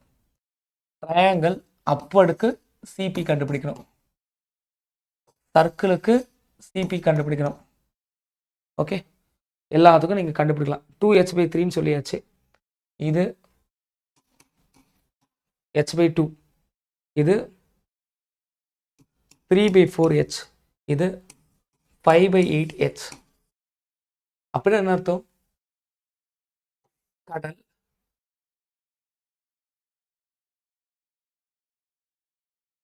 எல்லாம் ஒரே ஹைட்டில் இருக்க மாதிரி பார்த்துக்கிறேன். ஒரே ஹைட், ஒரே டயா. இப்படி இருக்கிற ஒரு சுச்சுவேஷனில் ஒவ்வொரு ஃபிகர்லையும் எங்கே ப்ரெஷர் ஆக்ட் ஆகும் அப்படின்றது நமக்கு தெரியணும். ஏன் சார் இது, எதுக்கு இது, ஒரு டேம் இருக்கு, அந்த டேம்ல கண்டிப்பாக ஒரு கேட் இருக்கு, அந்த கேட்ல எங்கே ப்ரெஷர் ஆக்ட் ஆகுதுன்னு தெரியணும். ஏன், அதுக்கேற்ற மாதிரி டிசைன் பண்ணதான். புரியுதா? புரியுதா?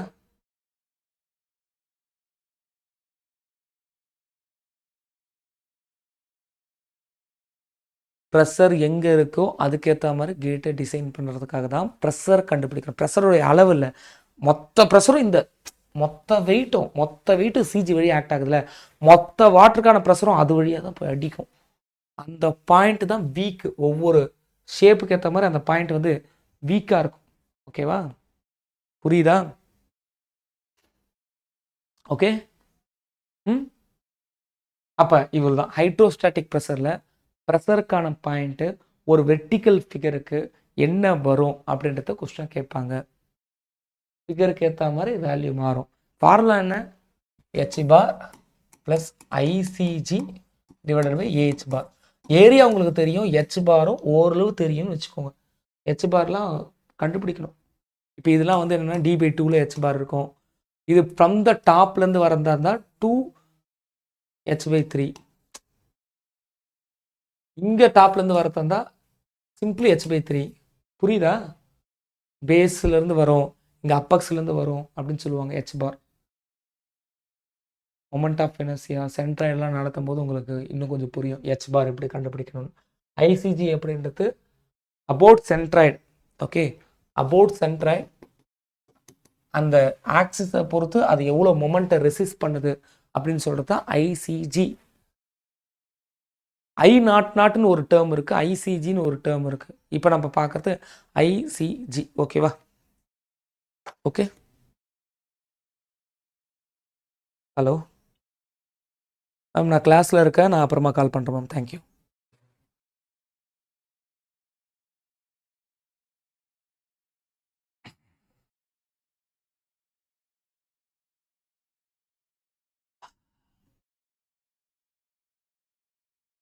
சரிங்க சார். இது இப்படி முடியுதா? ஒருவேளை என் சர்ஃபேஸ் வந்து இன்க்ளைண்டாக இருக்குது, இப்படி நான் வைக்கல, என் சர்ஃபேஸ் வந்து இன்க்ளைண்டாக இருக்குது. அப்போ இந்த ஆங்கிள் இன்ஃப்ளூயன்ஸ் பண்ணுமான்னு கேட்டால் இன்ஃப்ளூயன்ஸ் பண்ணும். Pressure, centre of pressure which is equal to h bar plus ICG divided by AH bar sine square theta. அந்த ஆங்கிள் கொஞ்சம் இம்பேக்ட் பண்ணும். எழுதிக்கோங்க இந்த ஃபார்முலா எழுதிக்கோங்க. அந்த ஆங்கிள்லாம் கண்டுபிடிக்கிறது ஈஸி தான். ஓகே, இன்னொன்றும் புரிஞ்சுக்கணும். ஒருவேளை வெர்டிக்கலாகவே தான் இருக்குது, பட் வெர்டிக்கலாக ரொம்ப ஆழத்தில் இருக்குது. அப்போ உங்களுடைய ஹெச்சிசிபி என்னவா மாறும்னா அது ஹெச் பாராக மாறிடும். ஏன் சார் அப்படின்னு பார்த்தீங்கன்னா, just imagine H bar plus ICG divided by AH bar. நீங்கள் ஹெச் பாரையே பாருங்களேன். ஹெச் பார்னா என்ன? உங்களுடைய சர்ஃபேஸுக்கான இல்லை அந்த ஆப்ஜெக்டுக்கான CG point from the surface level. இவன் ரொம்ப ஆழத்தில் இருந்தால் சர்ஃபேஸ்ல இருந்து இந்த சிஜி லெவலுக்கு ரொம்ப ஆழம் அதிகம், ஹெச் பார் அதிகம். அதனால என்ன? ஹெச் பார் அதிகம். அதனால என்ன? அந்த ஹெச் பார் அதிகமாக இருக்கிறது டினாமினேட்டர் வருது இல்லையா? ஐசிஜி எப்பவுமே மாறாதுங்க. பிடி கியூப்/12 எப்போ மாறாது. பட் ஹெச் பார்ன்றது ஆழ் அதிகமாக மாறும். இப்போ பிடி கியூப்/12 போட்டு 10 கிடைக்குது. பட் ஹெச் பார் வந்து பார்த்தீங்கன்னா 1000 இருக்குன்னா என்ன 0.001ல் இந்த 0.001 பெருசாக இம்பேக்ட் பண்ணாது. அப்போ சென்டர் ஆஃப் ப்ரெஷரும் சென்டர் ஆஃப் கிராவிட்டிக்கான அந்த பாயிண்ட்டும் ஒன்று தான். ஆழத்தில் வெர்டிக்கலாக இருந்தா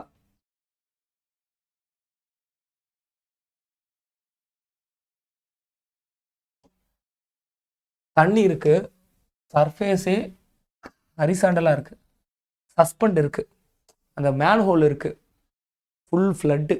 ஆனால் ஃப்ளட்டுனா மூவ் ஆகும். நம்ம இங்கே ஹைட்ரோஸ்டாட்டிக்கை பற்றி பேசுகிறோம். தண்ணி நிற்குது. அப்போ அங்கே எங்கே ப்ரெஷர் ஆக்ட் ஆகும்? அங்கே சிஜியில் ஆக்ட் ஆகும். சிம்பிள். ப்ரெஷர் ஆக்ட் ஆகக்கூடிய பாயிண்ட் சிஜியில் ஆக்ட் ஆகி போயிட்டே இருக்கும். ஏன்னா மொத்த வெயிட்டும் இந்த மேன் ஹோலில் படுது. மேன் ஹோலோட வெயிட் இதோட ஆட் ஆகி அதோட சிஜி வழியாக ட்ரான்ஸ்ஃபர் பண்ணிடும். சென்டர் ஆஃப் ப்ரெஷரும் சிஜியும் ஒன்று தான். ஆனால் இந்த ஹைட்டுன்ற ஒரு டேர்ம் வச்சு பேசும்போது வெர்டிக்கலுக்கு தான் அந்த ஹைட்டுன்ற டேர்மே வரும். சிஜிக்கான ஹைட் என்ன, சிபிக்கான ஹைட் என்ன. அது ஹரிசாண்டலாக இருக்கும்போது ஒருவேளை இது நடக்க வாய்ப்பு இல்லை.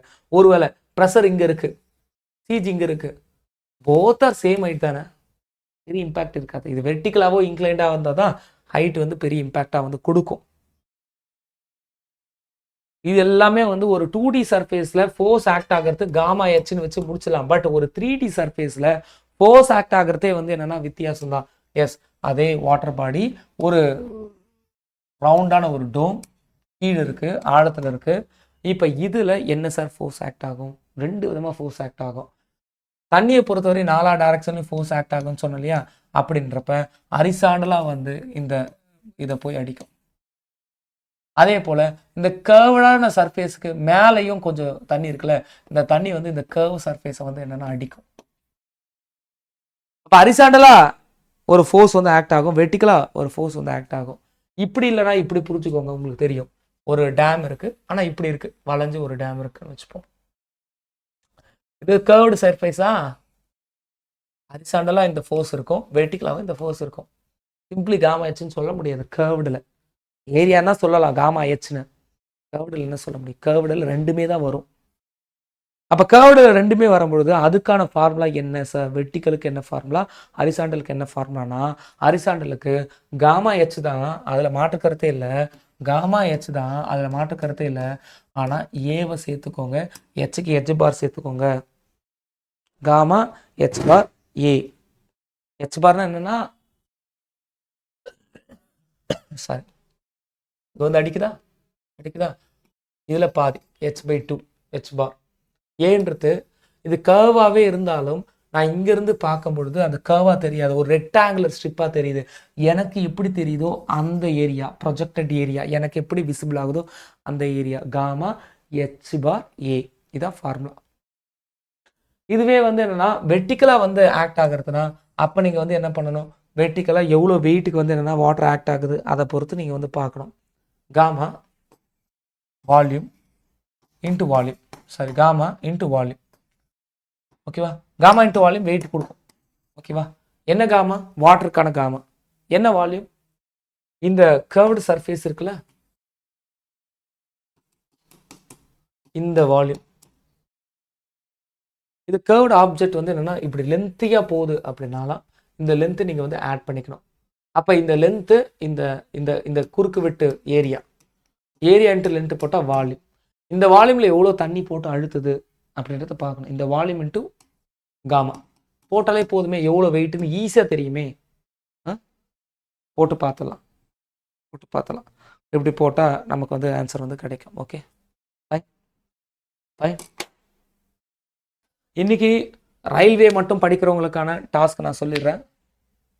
ரயில்வே மட்டும் படிக்கிறவங்களுக்கான டாஸ்க், ஓப்பன் சேனல் ஃப்ளோ அப்படின்னு சொல்லிட்டு ஒரு வீடியோ இருக்கும்.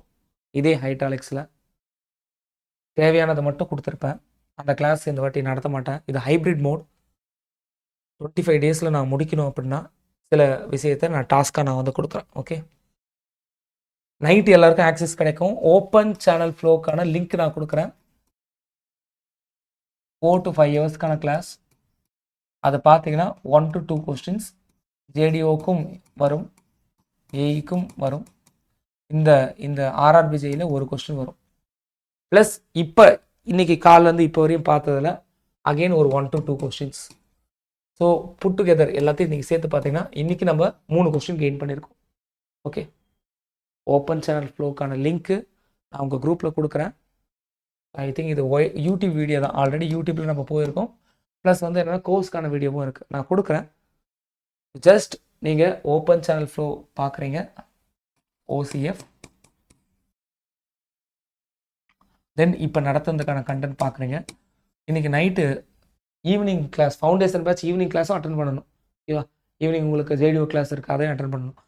அதுக்குள்ளே இதை பார்த்துருங்க. ஃபவுண்டேஷன் பேட்ச் நீங்கள் ஆர்ஆர்பிஜே தான் டெடிக்கேட்டடாக படிக்கிறீங்கன்னா இது 2 மட்டும் இன்றைக்கி பாருங்கள். இது 2த்தையும் இன்றைக்கி கம்ப்ளீட் பண்ணணும், including YCT book. Okay, thank you. இது உங்களுக்கு முழுக்க 25 நாளில் முடிக்கணும்னா நான் சொல்கிற எல்லாத்தையும் நீங்கள் பண்ணால் தான் 25 நாளில் முடிக்க முடியும். ஓகேவா? ஃபஸ்ட்டு முடியும் நம்புங்க. ஆனால் நான் சொல்கிற எல்லாத்தையும் பண்ணால் நீங்கள் முடிச்சிடலாம். நீங்கள் கிளியர் பண்ணலாம். இன்றைக்கி நீங்கள் ஓப்பன் சேனல் ஃப்ளோவும் இன்றைக்கி நான் சொன்ன இந்த 2 சாப்டர் முடிச்சாச்சுனாலே உங்களுக்கு இன்றைக்கி ஒரு நம்பிக்கை வரும். இன்றைக்கி நீங்கள் ஃபுல்லி பேக்டாக நீங்கள் வந்து எங்கேஜாக வந்து ஃபீல் பண்ணுவீங்க. ஓகேவா? பண்ணுங்கள். ஓகே, ஏதாச்சும் டவுட் இருக்கா? ஆர்ஆர்பி ஜேஇ சிபிடி 2 கிளியர் பண்ணிடலாம் அப்படின்ற ஒரு நம்பிக்கை வருதா? 119 டாப்பிக்கில் இன்றைக்கி 3 டாபிக் முடிச்சாச்சு. இன்னும் 116 டாபிக் இருக்குது. இன்னைக்கில ஒரு செக்ஷனில் முடிச்சிருக்கேன். கரெக்டாக 1.25 மணி நேரம் தான் ஆயிருக்கு. நான் முடிக்கிறது பெருசு இல்லை, நீங்கள் முடிக்கணும். அதான் இங்கே விஷயம். ஓகே, ஏதாச்சும் டவுட் இருந்தால் சொல்லுங்கள்.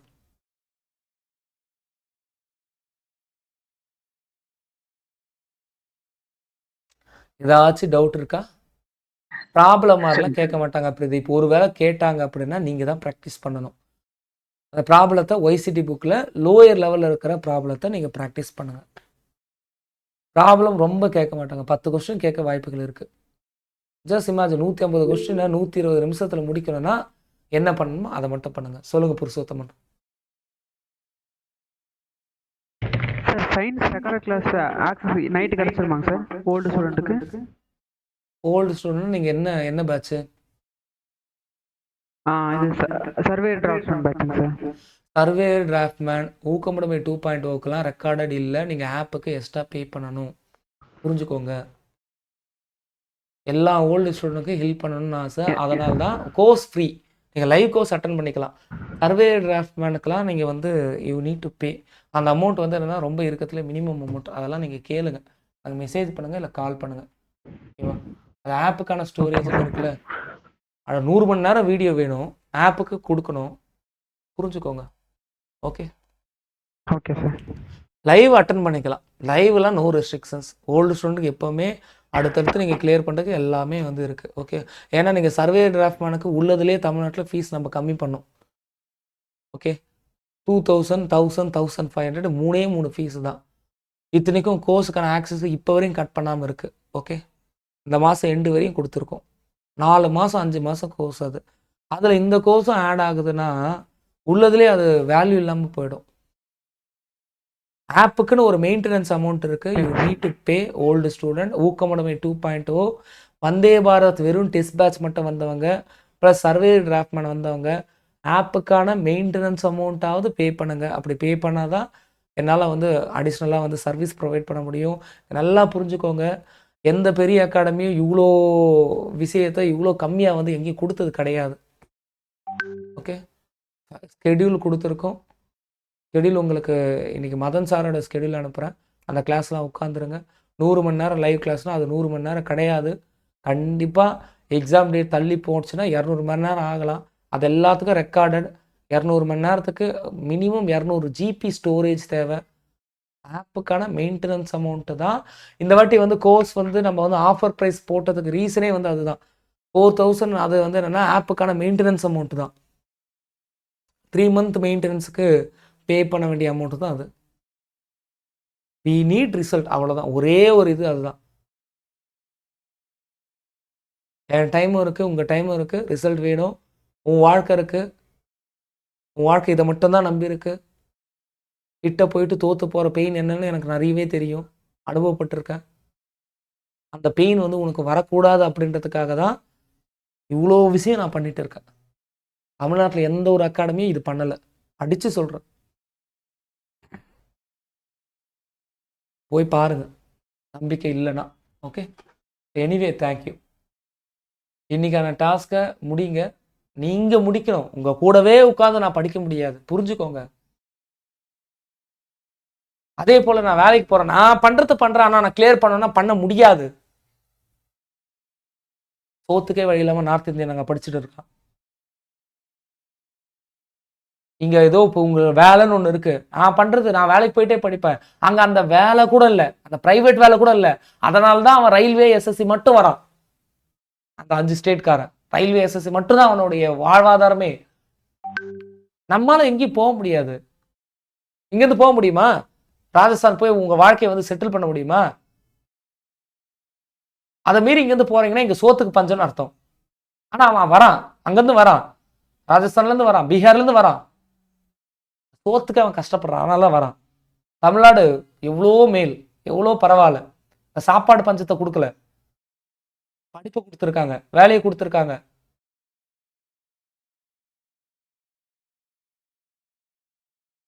மாறி மாறி திராவிட கட்சிகள் ஆட்சி பண்ணாங்க, சாதனை என்னன்னு கேட்டாங்கன்னா இதுதான் சாதனை.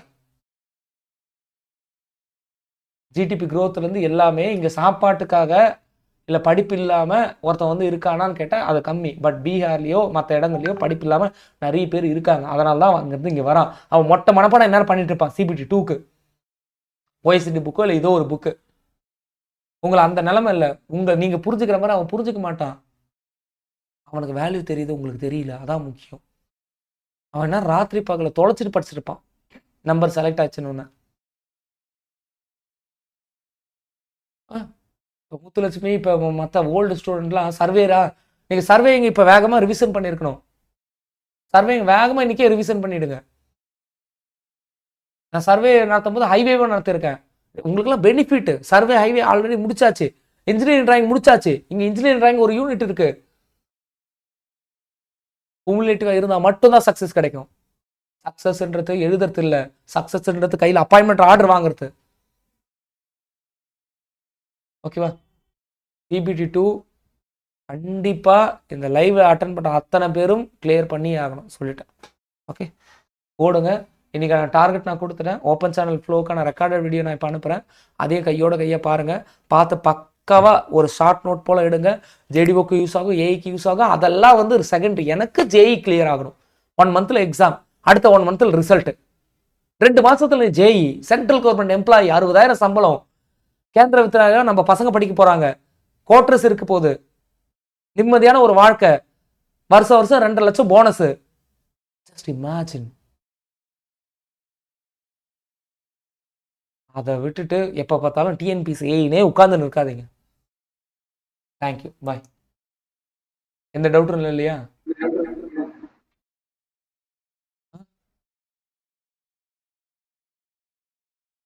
ஆப்புக்கான ஆக்சஸ் நைட்டு தான் கிடைக்கும். இப்போதைக்கு இந்த ரெக்கார்டட் வீடியோ மட்டும் நான் வந்து ஏதாவது பண்ண ட்ரை பண்ணுறேன். அட்லீஸ்ட் யூடியூப்லேயாவது நான் பப்ளிஷ் பண்ண ட்ரை பண்ணுறேன்.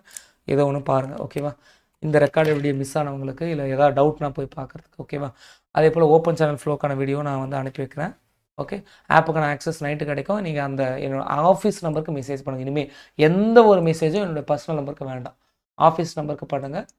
அப்போ தான் உங்களுக்கு எல்லாமே உடனே கிடைக்கும். ப்ளீஸ் ஆஃபீஸ் நம்பருக்கு மெசேஜ் பண்ணுங்கள். Thank you. Thank you sir. Thank you all, thank you. Target முடிச்சுட்டு குரூப்பில் போடுறீங்க, குரூப்பை ஆக்டிவாக வச்சுக்கிறீங்க, குரூப்பில் போகிறீங்க. நீங்கள் எல்லாம் JEE மைண்டை ஃபிக்ஸ் பண்ணிக்கோங்க, குரூப் ஆக்டிவாக வச்சுக்கோங்க. OICT இவ்வளோ சாப்டர் முடிச்சிருக்கா, இவ்வளோ டாபிக் முடிச்சிருக்கா, இல்லை இவ்வளோ கொஷின்ஸ் வந்து முடிச்சிருக்கான்னு எனக்கு குரூப்பில் வந்து அப்டேட் வந்துக்கிட்டே இருக்கணும். 4 மணி நேரத்துக்கு ஒரு வாட்டி. ஒரு பொமோடாரோ சைக்கிள் முடிகிற வரையும் ஒரு பொமோடாரோ சைக்கிள் எடுத்து 3 மணி நேரம் வச்சுக்கோங்க. ஒவ்வொரு 3 மணி நேரத்துக்கு நீங்கள் அப்டேட் கொடுங்க. அந்த பழைய பேட்டர்னுக்கு வாங்க. ஓகே, முழுக்க இந்த RRB JEE நான் மட்டும் தான் கொண்டு போகிறேன். JDOலாம் மேம் கிட்ட கொடுக்க போகிறேன். JDO JEEலாம் நான் கொடுத்துட்றேன், நான் கொண்டுட்டு போகிறேன். இதில் ரிசல்ட் நிறைய வரும். ஓகேவா? கண்டிப்பாக அத்தனை பேரும் கிளியர் பண்ணுவீங்க. சொல்லுங்கள் சந்தோஷ். ஒன்றும் இல்லை சார். யாராவது வேலைக்கு போயிட்டு இருக்கீங்களா? இங்கே இருக்கிற யாராவது வேலைக்கு போயிட்டு இருக்கீங்களா? CBT 2 clear. CBT 2 ப்ரிப்பேர் பண்ணிகிட்டே வேலைக்கு போகிறீங்களா யாராவது? இல்லையா? சரி, ரைட் விடுங்க. பாய், பார்த்துப்போம். கிளாஸ் அப்டேட் நான் மறுபடியும் குரூப்பில் போகிறேன். ஈவினிங் கிளாஸ் அப்டேட் இல்லை நாளைக்கு கிளாஸ் அப்டேட். சொல்லுங்கள் பொன் ஸ்டில்லா, வேலைக்கு போகிறீங்களா?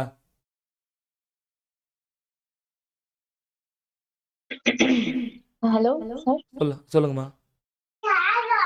சார் வேலைக்கு போல சார். ஆக்சுவலி இன்னைக்கு கிளாஸ் வந்து ஒரு 1/2 hour லேட்டா தான் நான் அட்டென்ட் பண்ணேன். எனக்கு தெரியல, கரெக்டா 9 o'clock ஸ்டார்ட் ஆகும்ட்டு நான் கவனிக்கல சார். ஒரு அதே மாதிரி ஈவினிங் எத்தனை மணிக்கு ஆரம்பிக்கும்னு சொல்லிட்டீங்கன்னா நான் ரெடியா இருந்துட்டேன் சார். நான் குரூப்பில் அப்டேட் பண்ணுறேன். நீங்கள் அதாவது என்னென்னா இப்போ ஈவினிங் வரையும் உங்களுக்கு வந்து ஒர்க் நான் கொடுத்துட்டேன். எனக்கு அந்த ஒர்க்கு முடிக்கணும். எனக்கு வந்து என்னென்னா நான் இதை முடிக்கிறதா இருந்தால் ஜஸ்ட் வந்து என்னென்னா ஒரே நாளில் சர்வே முடிக்க முடியும், ஒரே நாளில் ஃப்ளூயிட் முடிக்க முடியும். இன்ஃபேக்ட் வந்து போன வருஷம்லாம் ஃபுல் இந்த 2 ரிசல்ட் வந்தது இல்லையா, பாக்கியலட்சுமி அப்புறம் விஷ்ணுன்னு சொல்லிட்டு ஒரு பையன், இவங்களாம் ஜெயஸ்ரீ விஷ்ணுன்னு இன்னொரு ஆள் கிளியர் பண்ணியிருக்காங்க. இன்னும் 3 பேர் இருக்காங்க, நான் தான் ரிவீல் பண்ணாமல் இருக்கேன். அந்த ரிசல்ட்லாம் வரும்பொழுது அந்த பேட்சுக்கு 10 யூனிட்டை நான் தான் எடுத்தேன். ஓகேவா? இந்த வாட்டி தான் டைவர்சிஃபையாக நிறைய ஃபேக்கல்ட்டி கொடுத்து உங்களை நல்லா என்கேஜ் பண்ணி நான் வச்சுருக்கேன். ஓகே, அதனால் இந்த 10 யூனிட்டை 10 நாளில் முடிக்கிறதுக்கு எனக்கு தெரியும்.